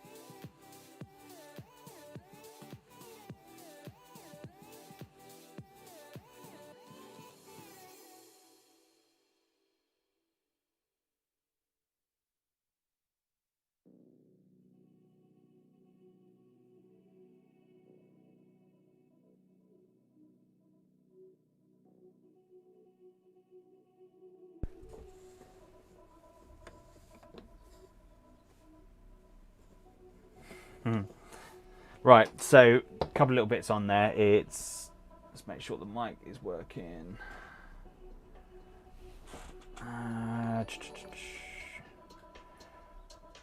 Thank you, Kevin. Much appreciated, sir. Yeah, still coming through. Cool.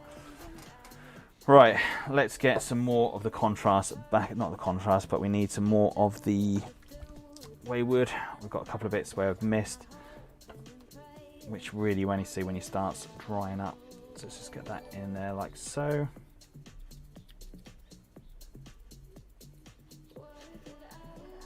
Let's get that in there.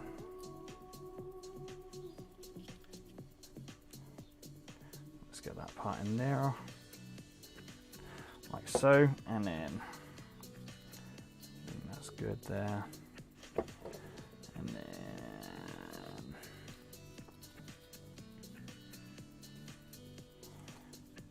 just a little bit up in that part. Didn't do too bad, got most of it. Say that. There's a massive great bit there, it just needs to be. Hopefully I'm not getting my big old mullet on camera.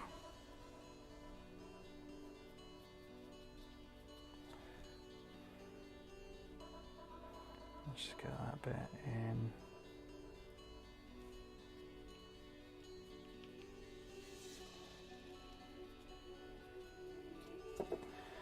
If you feel confident enough, you could do this with an airbrush, which is fine.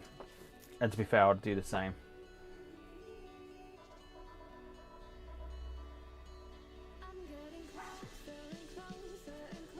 Yeah, I just see that there was two things pop over. have a look. I'm still new to this one, so. Oh, okay, yeah. So I've got that one. Let's turn that one off. And that should. Sean, do me a favour. Can you like it on Facebook for us, just so I can see it pop up? Just make sure we will correct that.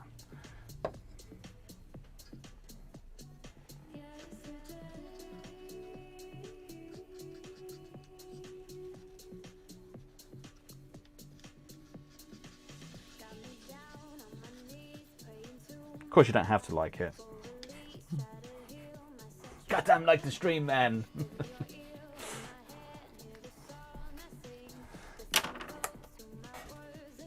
All right, let's get that dried up again.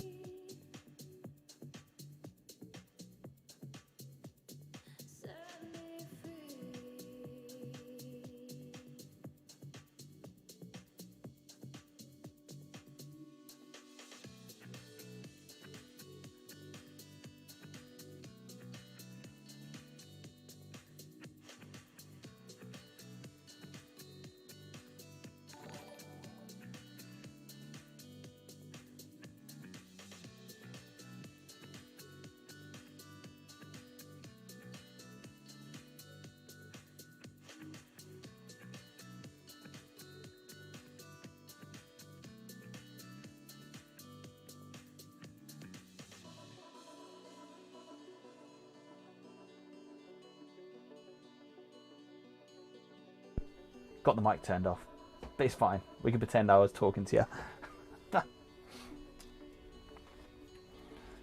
Right, and I think we are good.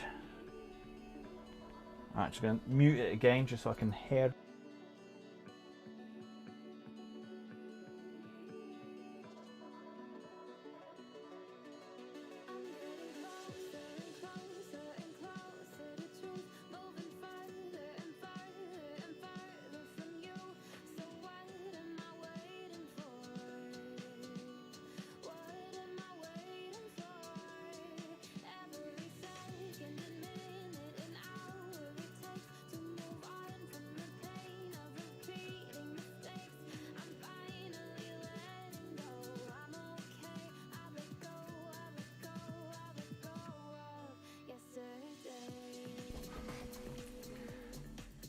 Main thing is we got that part sorted out. So it'd have been a bit annoying. Let's do that.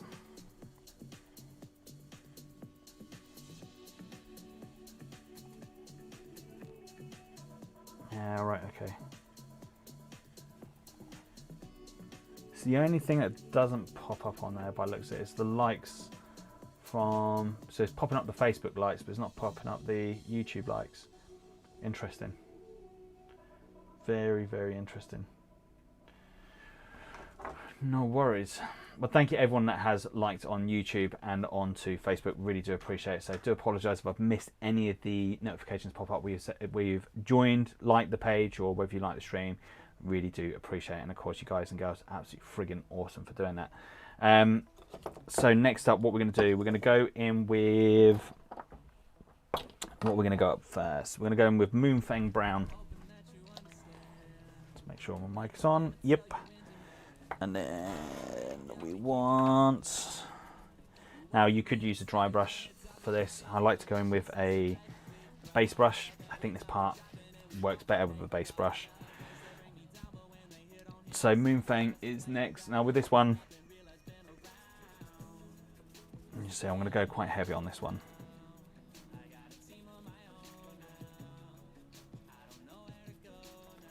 And this will start changing that colour up a little bit.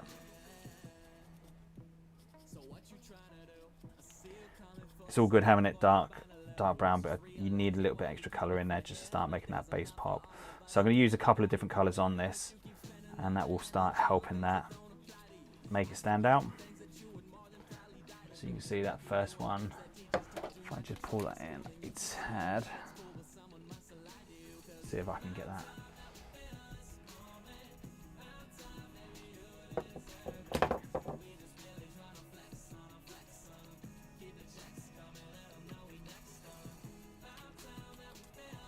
just going hard and heavy on this one.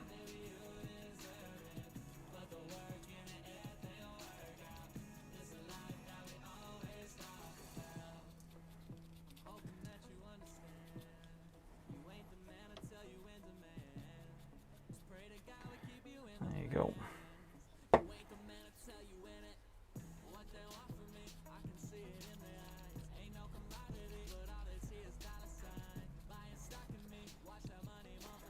Even though that kind of be like a roadie type colour, it's not a problem. So let's do the one we should be doing, which is the big old boy.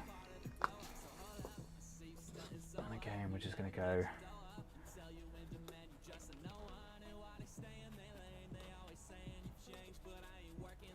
so quite heavy on that.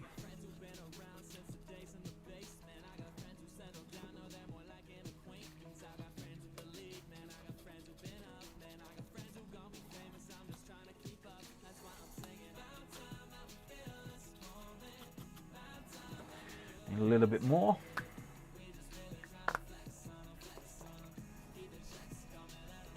Just get that straight across.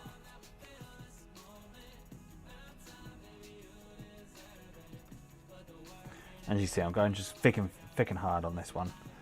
This first one, you kind of want a thicker Moonfang brown going down first of all.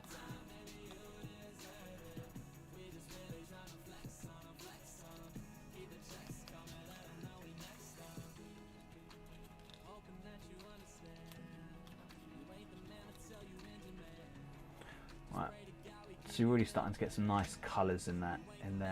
Let's just finish off these last 4, and we can start working on the next colour.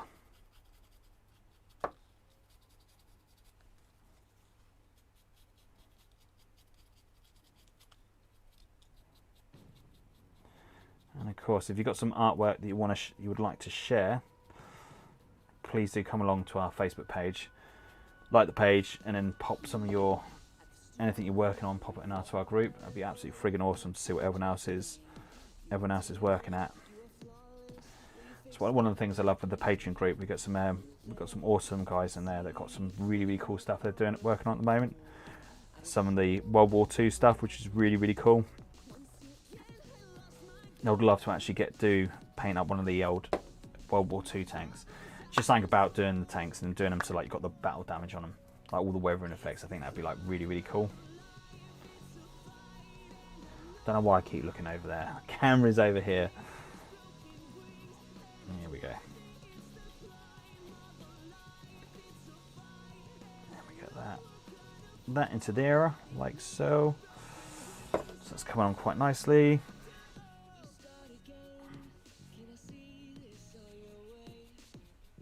Let's get that up. Let's get that along there like so. Cool, right. As you can see, we've kind of got some nice rich colours starting to pop through. Let's clean that off because we're going to need that for the next stage. And let's get the old tissue. Right. No, I think we'll leave it in. That zooms up. So with that, if you missed any of this, my friend, what I'm going to do is I'm going to collate this all down as into a shorter video, so I'll run through this as one. But with this, I use corkboard, 10mm thick corkboard, which is just, you can see that on the top part. But it's going to be, I'm going to do a full guide for this, so thank you for joining us, my friend. Much appreciated, by the way. Just going to mute it for a sec, just so I can dry this off with a hair dryer.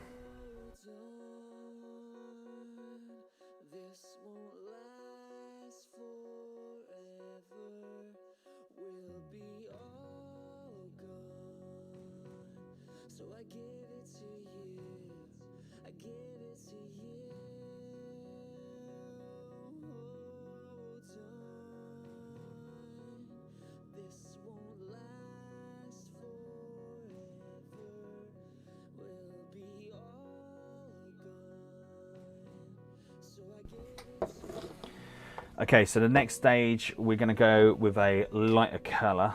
You're welcome. And so the next one we're going to go with, and I don't have it on the desk. Proper plan for this.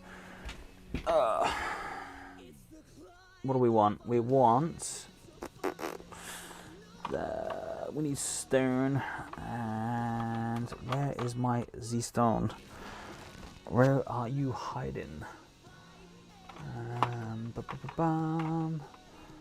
Desert, that's not the one I want. I know this makes great TV, by the way. Great viewing. Fat man standing up looking for paint. Taladzan, that's not none of those ones I want. So where are you? Where are you hiding?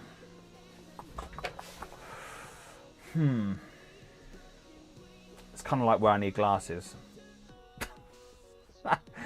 Where the hell is it gone?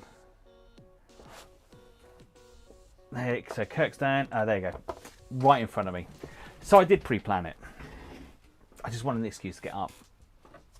That's clearly what I wanted to do. Okay, so what we're going to do next, we're going to go in with Steel Drab next. And again, what we're going to do, same as before, but this time we're not going to... So we're just going to gently run that.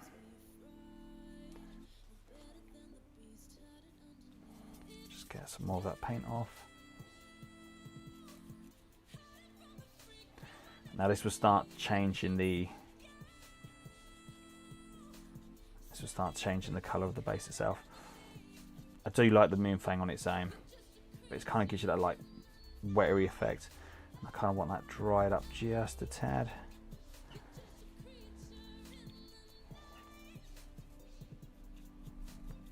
Here we go. Let's get this going. Get a little bit more.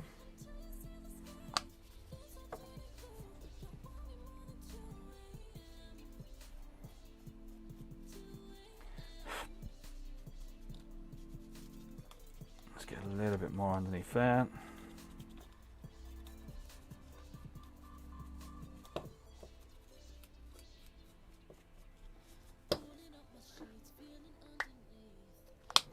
Let's give that a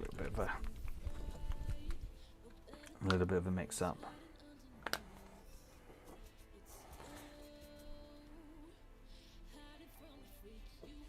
I need just a little bit more, just not enough there. It's probably just the top of the actual paint itself.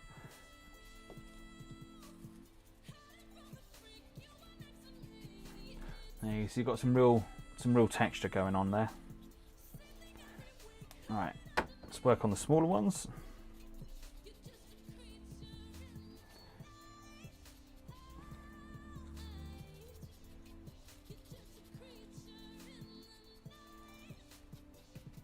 There you go, perfect. It's coming on nicely.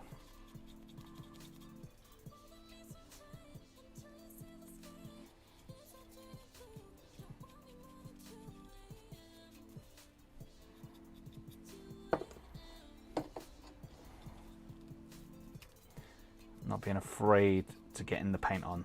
That's the key, not to be afraid. If you go too far on one colour, remember it's only paint at the end of the day, you can always go back on it, so not a problem. Let's just pull that around, like so.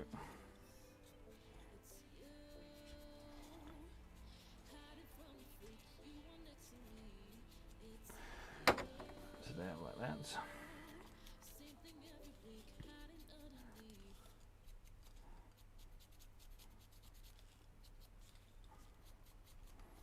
There you go.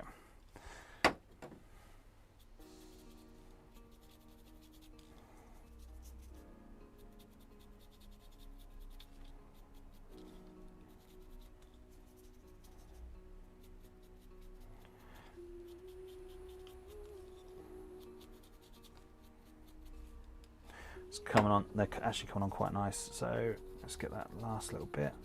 Nearly there. Nearly there. A little bit more enjoying than actually painting necrons up, I've got to admit. But these bases are going to be so cool from.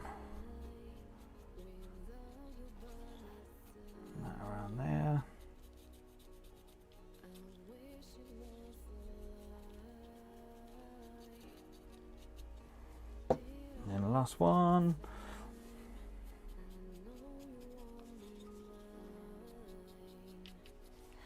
Kind of got that out of camera.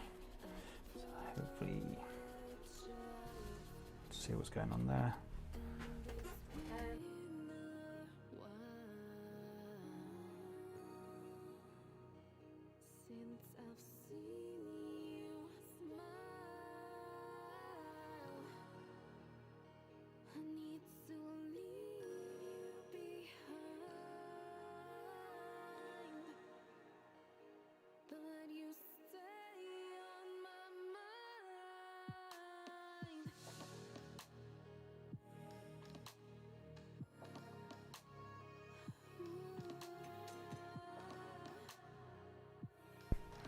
Right, I'm back.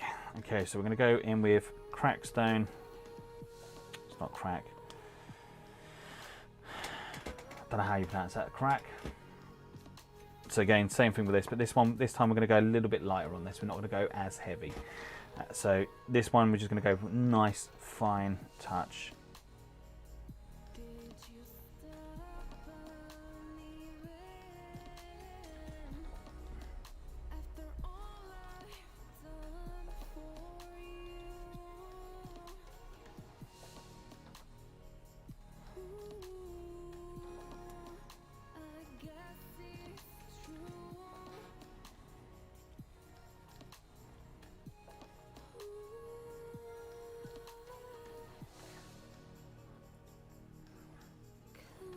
Hopefully I got most of that on screen. There you go. Nice and gentle. See, that's kind of come out quite, hasn't kinda, it has come out quite nice. I like the way that.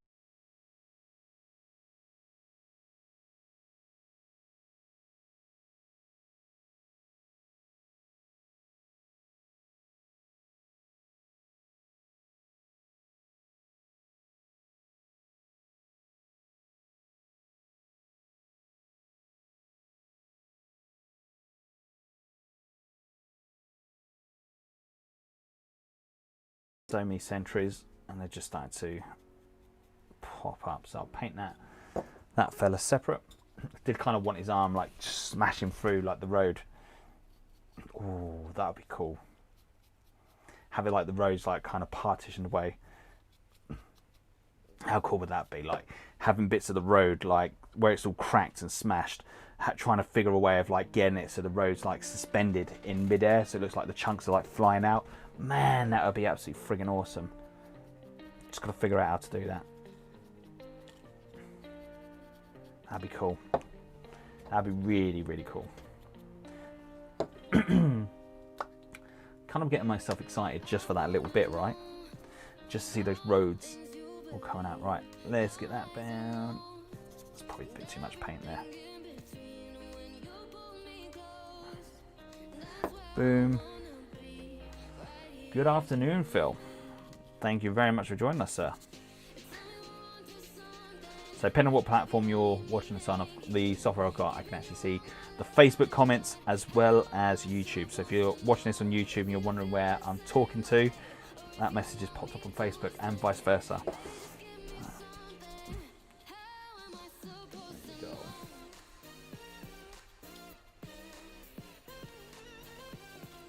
There you go. Boom. Oh. So far, that is looking good. Okay, so the next stage obviously would, well, not obvious, but next bit would be to stick the filler on. So let's pull that back.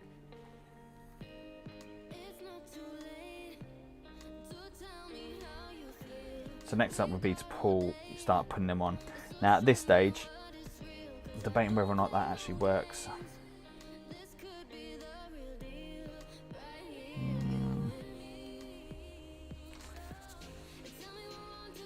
No, I don't like it. I don't like it, plus it's actually going to make me work. So we're actually going to take that off.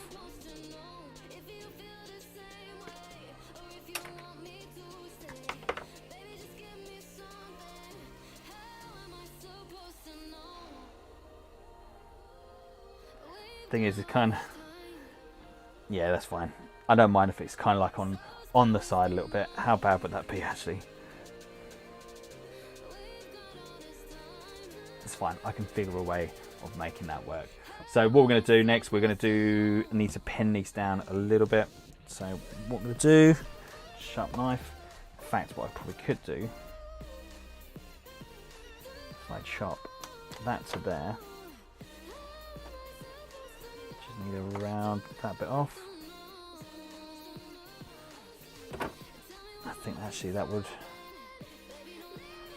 just need to cut that down just a tad. It's not like I'm going to be modelling for varnish because I'm already putting 10 millimeter off the ground higher than he should be anyway.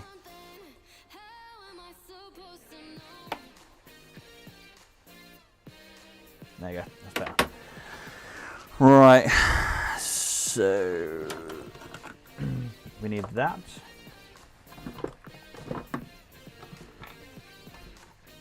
I was about to say, where did I put my wire? Right, I got it. It's cool, right. So what we're going to do, I'm going to pin this onto the model itself. If you don't, it's just going to break off from the base, and we don't want that. So we need to just pin this down. Make sure we get the angle right. What you don't want to do is, got to be a bit careful on this. If you don't, you're going to break through the actual plastic, and that's what we don't want.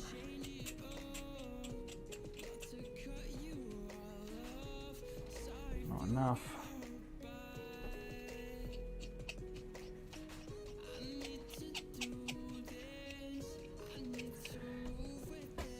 Hey, welcome to the party. Much appreciated. So don't forget to hit that like if you could. That'd be absolutely freaking awesome. And of course, if you're new to the channel, if you're watching us on Facebook, give us the thumbs up on the page. Make sure you're following. And if you're watching us on YouTube, don't forget to hit that like and subscribe. I can't stress how much it really does help us out. And it's really cool if you could do that. That'd be cool. And is that what we want? No, I don't think. I think I just need to take that down just a tad. Don't look like there's enough there to get the drill bit in, but that looks good.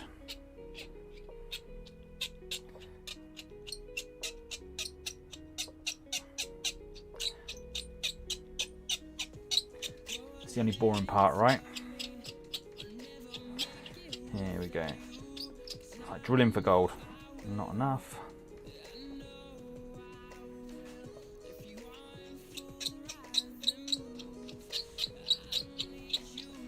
Probably need to do that a little bit more.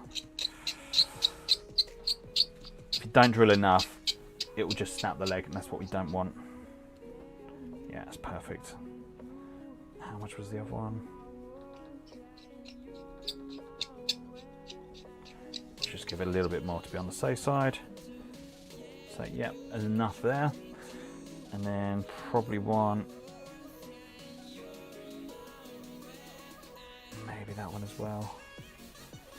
But now I'm going to do this because it's already. Let's try it. No, I don't know. I reckon I could do it. Just playing with fire.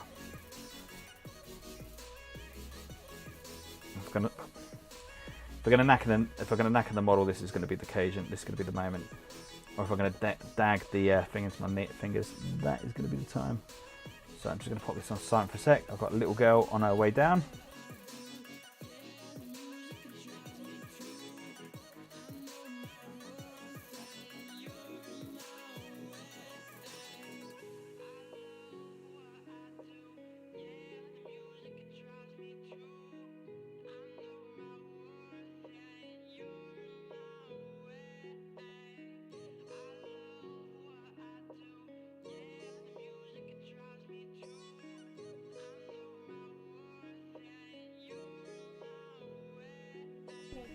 Drill oil. Okay, that's not bad.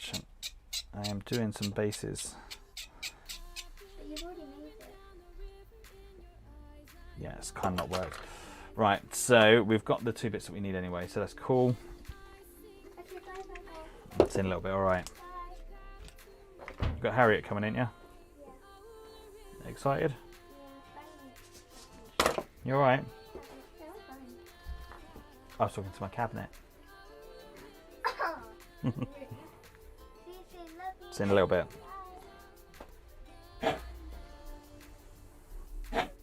Go on, get in there. I think that's in there. I think that's enough. I've got all the noises going on today. Cool, right, let's get the next bit in there and then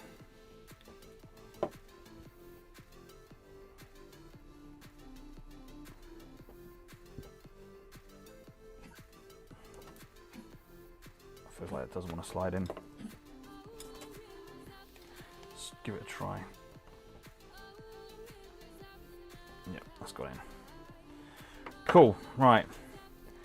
So next bit we just need to shorten that down just a tad. And let's just do that one. So we're going to do it so there's like a slight little point on the bits itself. So when that goes on the base.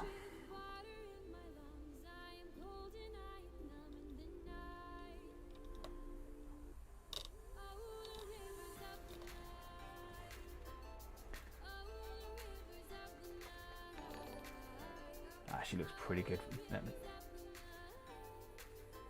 Thank you very much, Danny. Really do appreciate the like, sir. That is absolutely friggin' awesome. How about that? That looks friggin' cool. Just gotta find what I've done with his back panel. That's come off somewhere, but I'm sure it'll be around somewhere. But that looks friggin' awesome. So with that part there, you're gonna have a little bit of wobbling around there. But what we're gonna do. So next bit, just to give it a little bit more depth. Oh, nearly forgot something. Nearly forgot something. Let's get some gunmetal grey in.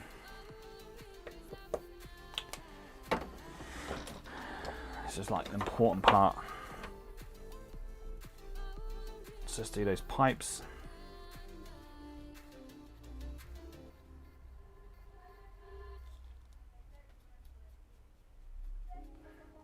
Make sure those pipes are done. Ah, awesome. You got everything all come through okay then. Did you get the custom decals I popped in there as well?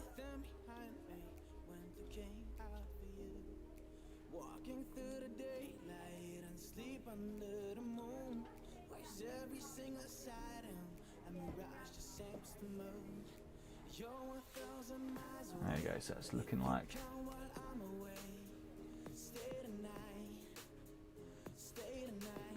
It's awesome, right. So I need that dried. Awesome, man.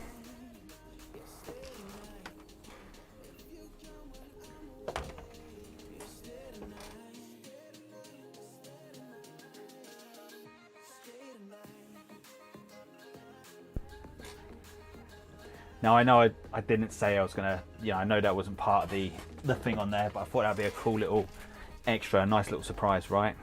To get something that you wasn't expecting in the packet.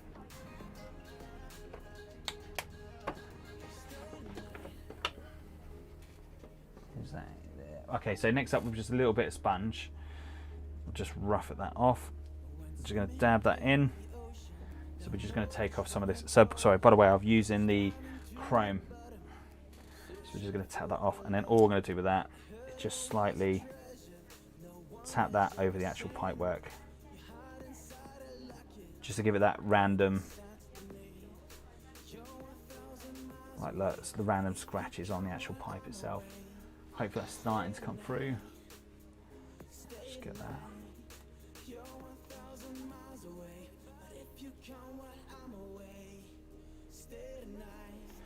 Cool, right. Let's do the next part. So next up, I've just got my little stones, and then here this the right glue? No, wrong glue. I'm just going to put some loose stones across the actual road itself. So I'm not going to stick the necron dude down just yet.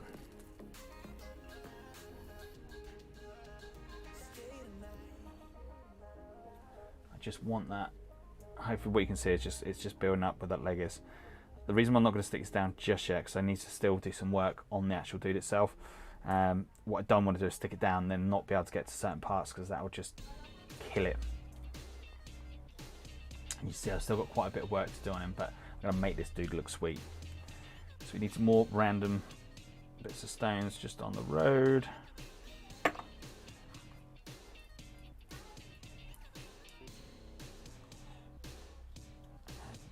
We'll do a little bit.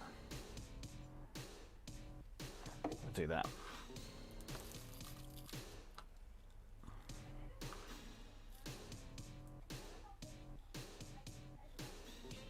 So we'll do a bit there where that stone, where that's the corks come off a bit there. We'll just do a bit there, just hide that away.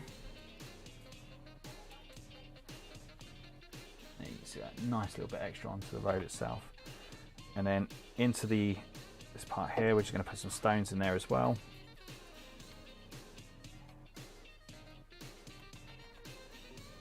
Now the reason why I don't do this in the painting stage, because I feel that the natural colours of the actual stones themselves look better than what I can actually paint it up. It just already got those natural colours in there. Plus I just think it looks better.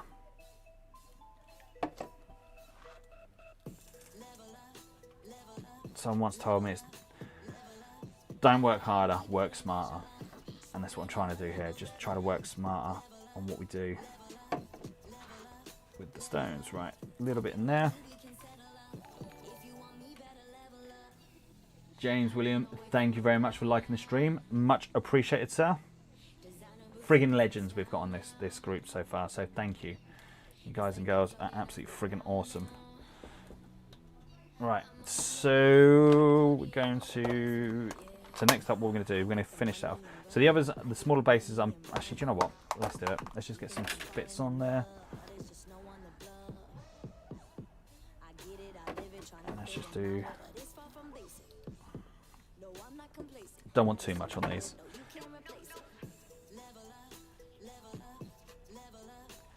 Get a little bit in there. A little bit in there.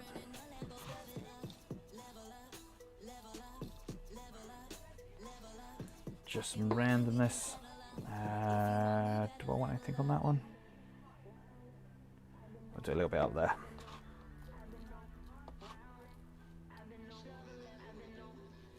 Actually, do you know what? That actually looked cool. I've done it along there. Kind of looks like the road's like kind of cracking away a bit, so that's pretty cool. I'm going to put a little bit there. See if I can get the finer ones there. It's giving some real nice colour to the bases. So as soon as those necrons are going to sit on there, they're going to make it pop. I've actually got to paint those roads, the pipes. Something I can do later. Let's get a little bit into there. Right. Drop some comments. Let me know what you think. Is this working or is this not? I think these bases are looking stunning. Of course, I'm going to say that because they are my own creation. But what we're going to do is just going to do that final bit now, just to touch these up to make them look the best we possibly can. There is another stage that we can do to make these going further, which, do you know what? So that we're going to do as well. But what I need to do, I need to end one camera before I do that. So let's get one to there. And then we need a base brush. Where are you? Okay, that would be fine. So all I'm doing now is just using black primer. And all I want to do is just do that around the base.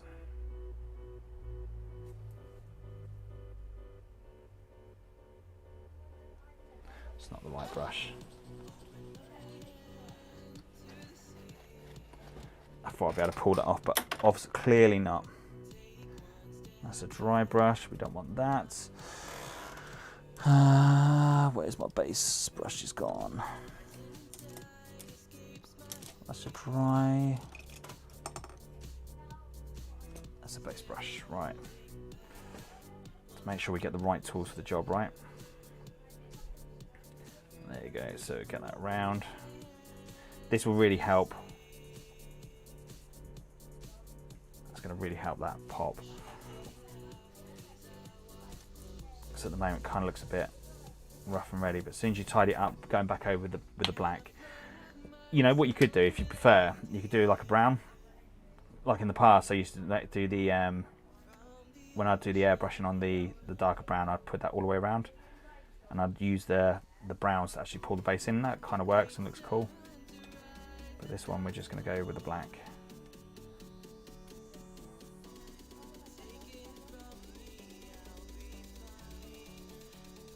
So we'll black that off there as well.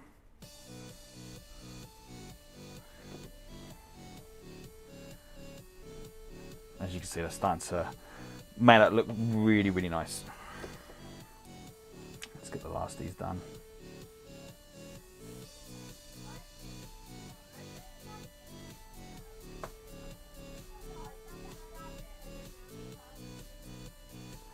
That's in there.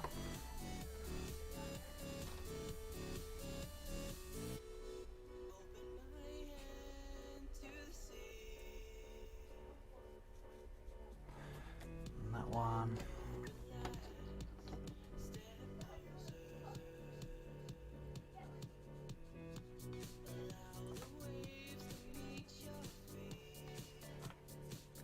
Where else are we at?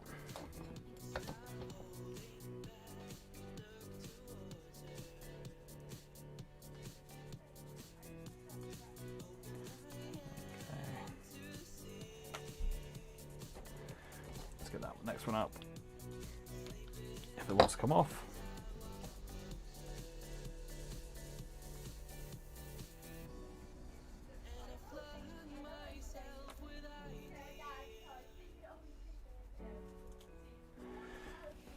So that's that part done.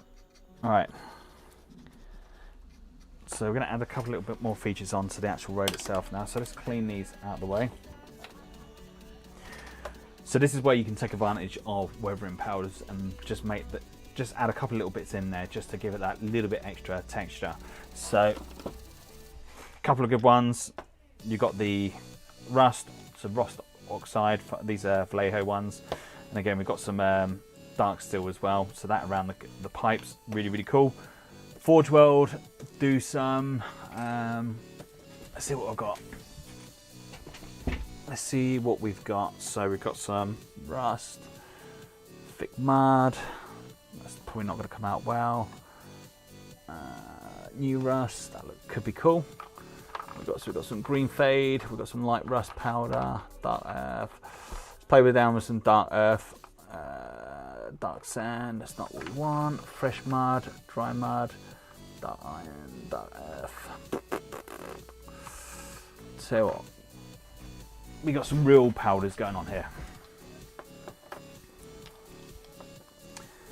So we've got a little bit of first of all a little bit of a wash it going on here, and then we'll get a right. So a little bit of wash. Just going to pop that just into the pipes, into the cracks of the pipes. Give a bit of texture. Right, and then what we're going to do next, while that's still drying, I'm going to be going in with some new rust. And I'm going to tap that. Just zoom that in so you can see what I'm doing.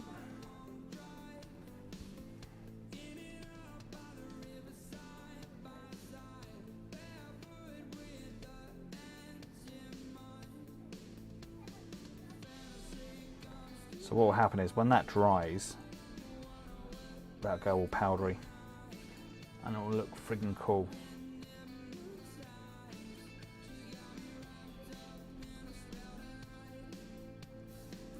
we'll leave that to dry for a bit. And then, because you can have like the battle with the necrons, that's going to be happening quite a lot. Next part, what you can do is just some of this dark iron. Don't want too much, but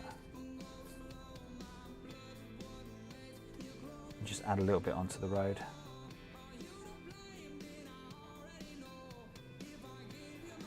Not too much. We've got so many, so like the dry mud, for instance, is probably another good one to put around the actual base itself.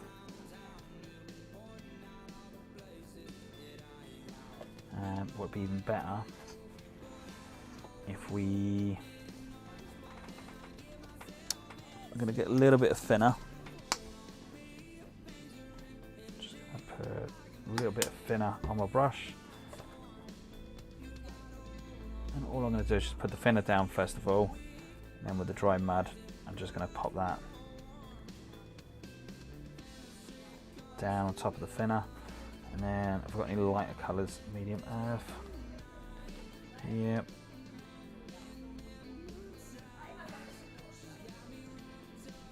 Not too much, because it will take away everything you've done before. But what we could do is where we've got the road,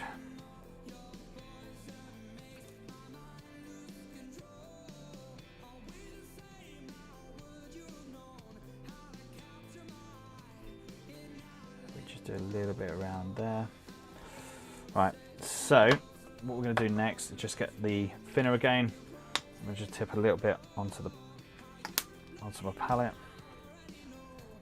I just want to use the thinner.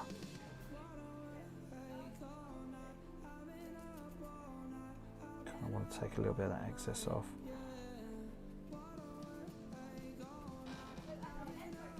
Need some water, wherever the water's disappeared to.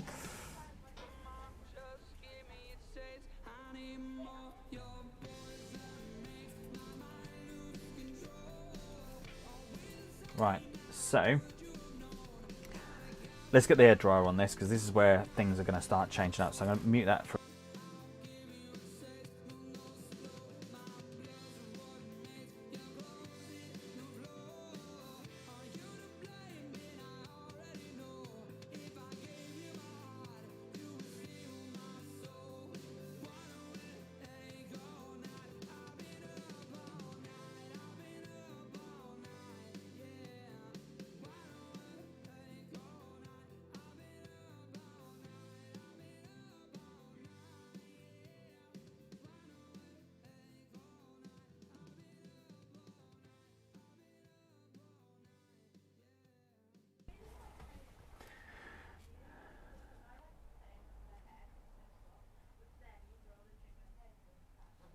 my first guess would be road chunks, cork mat.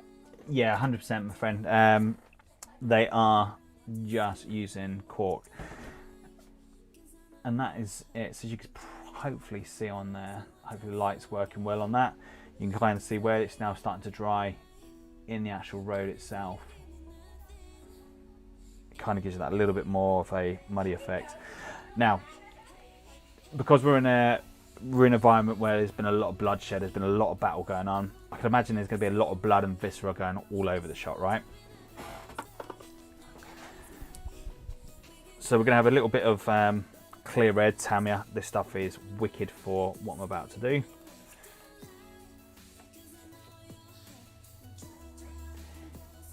Yeah, on the other one, I've done a lot of the holes in there, potholes and that. It's quite a good little technique. I want airbrush, and then what we want is, okay, we're just going to get a basing brush. And all we're going to do on this now, dip the paintbrush in.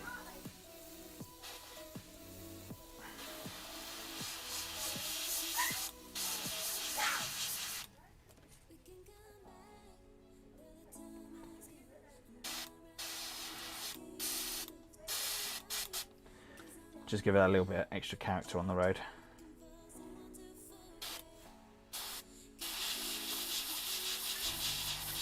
Not too much. Welcome, Matthew. Much appreciate joining us, sir. That's it. So that little extra bit of blood on the road. Once that dries, it's just going to give that little bit extra character. And of course, we'll just finish off the other last little bits. What I can do with these, I can put these together and do one.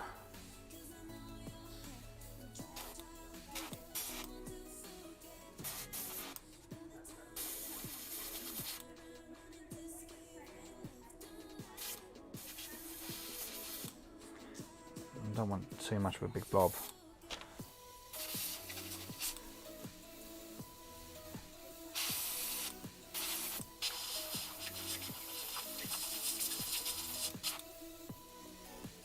I can just get this just right. That's what I didn't want to happen.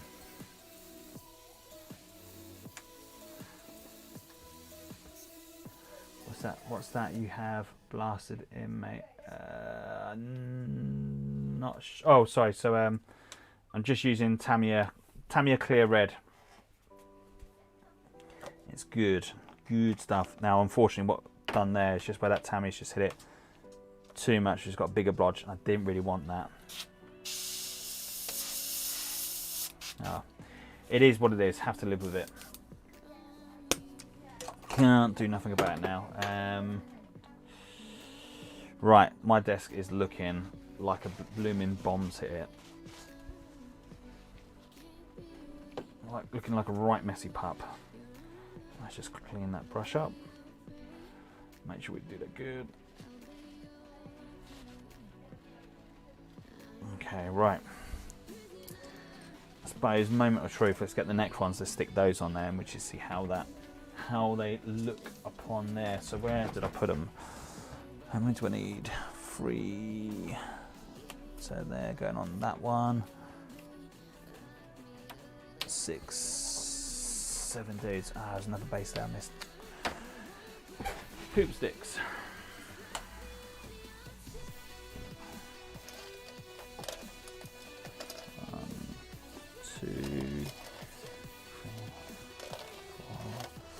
So just trying to get the necron bases out at the moment. So what have I got there? 3, 4, 5, 6. Thought I had another one here somewhere, but maybe not. I've got a necron down. Oh, there he is. Nicely hidden away.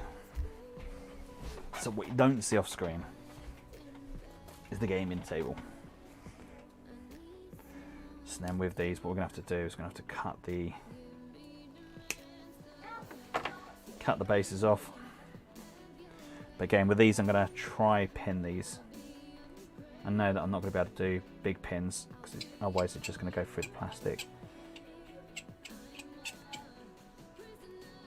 If I can do at least a little pin, it's going to help. Yep. Actually, do you know what? I could probably get away with not doing it. It's going to be famous last words. Right, let's just get that on there, like so. Let's dig that into there.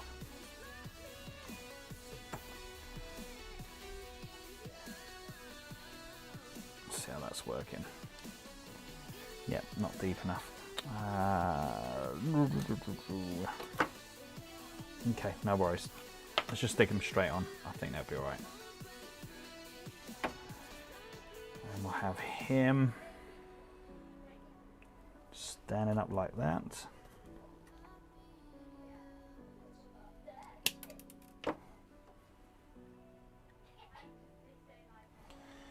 And he will be standing over the road like so. That menacing little stare. Cheers, buddy. Much appreciated.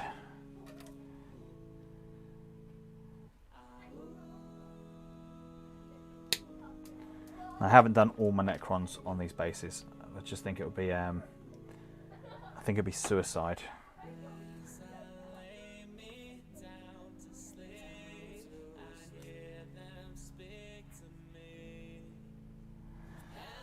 onto that.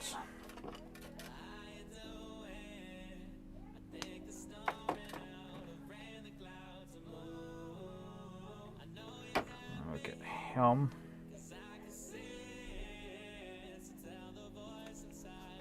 Yeah, these are working nicely. I like that. Let's get that off. Probably gonna have to put a couple of stones around the feet on some of these just to hide where I've cut it off. There's no dramas.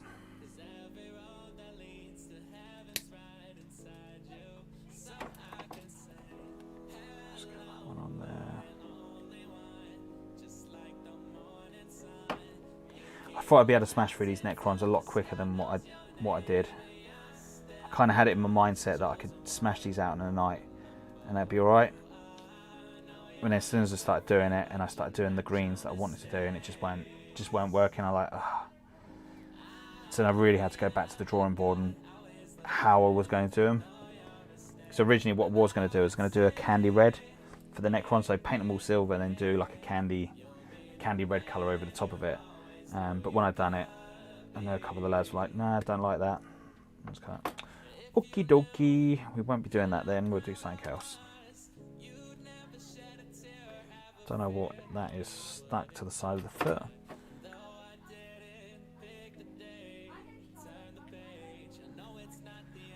I don't know what's going on with this fella, but he looks like he's got a something not right going on with him.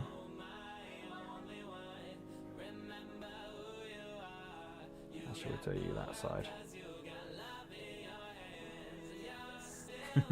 This fella's got a real pose going on. I don't know if you can see that. It's like he's been running and just like accidentally had a slip. Like, yeah, it's pretty cool. Either way, still looks awesome. I'm happy with it. And then what did I do with those scarabs? Those lovely little scarabs that's just hiding away. They'll turn up at some point. And then actually need to open that back up. So we need to do some of the little stones. So let's just do down there. I don't know what that is on the side of his foot, but we'll use a few stones just to hide that up a little bit.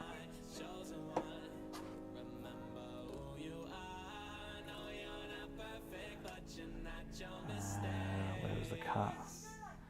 Cut was there, so we'll do that. I'll do some fine ones on helm. And of course we want a little bit just there.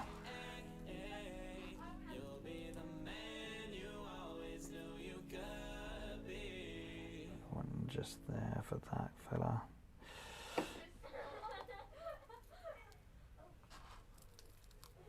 Yeah, they're looking good.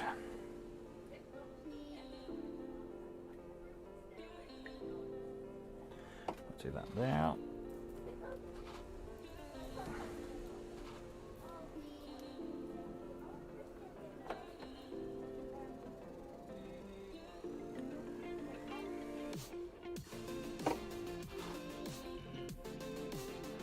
Alright, we're getting there. We're getting there. We're nearly there. Just do a little bit of a sprinkle there.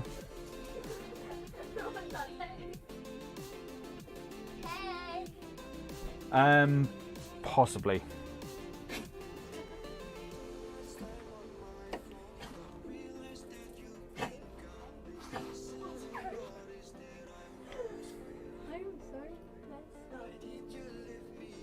Hi, Harriet.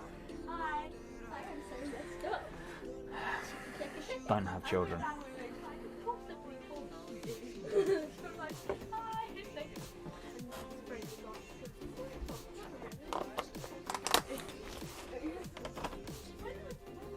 And that is it. So hopefully, yeah, looking friggin' awesome. So you can see like with the green glow on there, it's just really making that model pop. Maria. Yeah. I think you still hear us outside very well. So as you can see with the green rods, I was thinking about covering those up, doing like making them black. But then when I'd done it, kind of hid away the actual rod. And I kind of thought, actually, do you know what? I actually did like those green rods in a weird way. But yeah, that's it. It's kind of cool. Definitely happy the way that's turned out with the battle damage. But look, drop some comments down. Let us know what you think. And of course, if you like what we're doing over at Twisted Dice, please don't forget to hit that like and subscribe. It really does help us out massively, and we really do appreciate any support you guys and girls can give. And that's it. Done.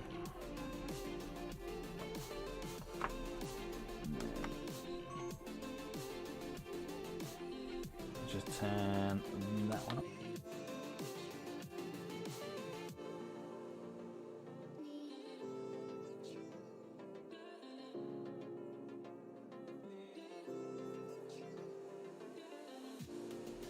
But the other one's still there. That's the main thing. And if I can find... Cool. So what we got going on in the chat? Probably not going to be taking these to the tournament. What I am going to be taking to the next tournament, if I can get them done in time, is going to be the Lunar Wolves. So they will be done. They're going to be my next... Once these are finished off on the actual table itself, we're going to be working upon doing Lunar Wolves. I really want to get some Lunar Wolves done for the channel. I think they're such a cool, awesome legion. Of course, obviously, they're no longer... Lunar Wolves don't exist anymore. They've kind of gone to the Black Legion. So Lunar Wolves, then to the Sons of Horus, then to the Black Legion. But it'd be really cool to like do like a really awesome narrative where the Lunar Wolves come back from the dead some way, somehow. And of course, obviously, you've got Garviel Loken. We don't know what's happened with Garviel, so Garviel Loken's out in the ether somewhere, because I'm not sure that Games Workshop have actually summed up actually what's happened to him. So what I could do, if he hadn't escaped the warp, he would be a very, very old Space Marine, which we don't want that. So what we'll have to do is work out some sort of fluff where he is still about, but he is been caught up in the warp. He's come out of the warp. When he's gone into the warp, he's come out and he's met up with some of his old brethren that have been lost in the warp as well. So if anything with warp storm travel, the people go into it and sometimes they get lost in the warp itself. So what it could be a case of, he's come across his old brothers in the past, they've linked up, and then they come back through the warp again, and somehow they manage to get spat out into the future. They meet up with old Krull. He's in battle with the Necrons, and because of that, he kind of lets them have some of the Primaris. I don't know. I need to think of a real cool storyline behind them, but I think that's where we're going to go with it. It'd be so cool to have the Lunar Wolves back in 40k. And of course, if you know your fluff, you know that Krull has actually done all of the Primaris chapters. So you've got the original Death Guard, you've got the original Emperor's Children. There is so many avenues you can go down to, and plus I believe he's also done the 2 legions that have been wiped off the actual chart itself. So there's 2 legions on there that you don't know what's happened to their fate, and as I'm led to believe that potentially he's done them as well. So how friggin' cool would that be, that they work in some fluff where they come back to life? You know, 2 new chapters, that'd be friggin' awesome. And then maybe like 2 Primarchs that have been like buried into the crypts, and you know, deep down in Terra somewhere, and you know, someone accidentally stumbles onto them. So some of the old Emperor's work, and you know, reopen these caskets up, and then you've got 2 new Emperors. How cool would that be? That'd be friggin' awesome. Ooh. Do you know what? That would be a good shout, because you got the Necron Keeper. I can't think of his name, but he's got a loyal Primarch at the moment, so he has Fulgrim. I know I said loyal Primarch, right? But there are actually 2 Fulgrims. You've got a clone Fulgrim and you've got the normal Fulgrim. So how cool would that be? Yeah, maybe like the clone Fulgrim, you know, manages to make that escape, and he, you know, in that dungeon of wherever they're held in, you know, you've got some Lunar Wolves and some like loyal legions, like just murking around in the depths. That would be so freaking cool. The only question would be though, you've actually got some of the, as well as having some of the loyal, you know, having the loyal Fulgrim, he's actually also got some Chaos Emperor's Children in there as well. So it could be a case of, if they bring them through, then would the Lunar Wolves stick with them, or would they fight them? It's a difficult one, right? interesting. Let me know what you think. Could we work a cool, awesome story off the back end of it? Because I think we could do some really, really cool stuff with it. I like to think that there's some awesome fluff out there, and if we can work out some awesome fluff, that'd be really, really, really cool. Anyway, at this point, I'm going to say thank you very much for joining us on this. This has been an absolutely awesome journey. Base has come out cool. Thank you everyone that's joined me tonight. It's been really, really cool. Thank you very much for all the awesome support. Hopefully, I'm going to catch you all again very, very soon. So this week we've got some cool stuff coming up.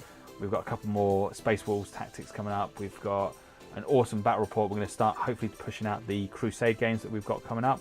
So hopefully you'll be able to get a chance to see them. And of course, next week we've got an awesome battle report coming up with We've got an awesome battle report coming up with Tristan and Adam. So we've got Wolves versus the Chaos Knights, and man, that was one epic hell of a fight. That was a really good gruel. So hopefully come check that out as well. Anyway, gonna love and leave you. Hopefully catch you all soon, very, very soon. Yeah, I'll go with that, Matthew. I go with that all together. Right, anyway, I'll love and leave you.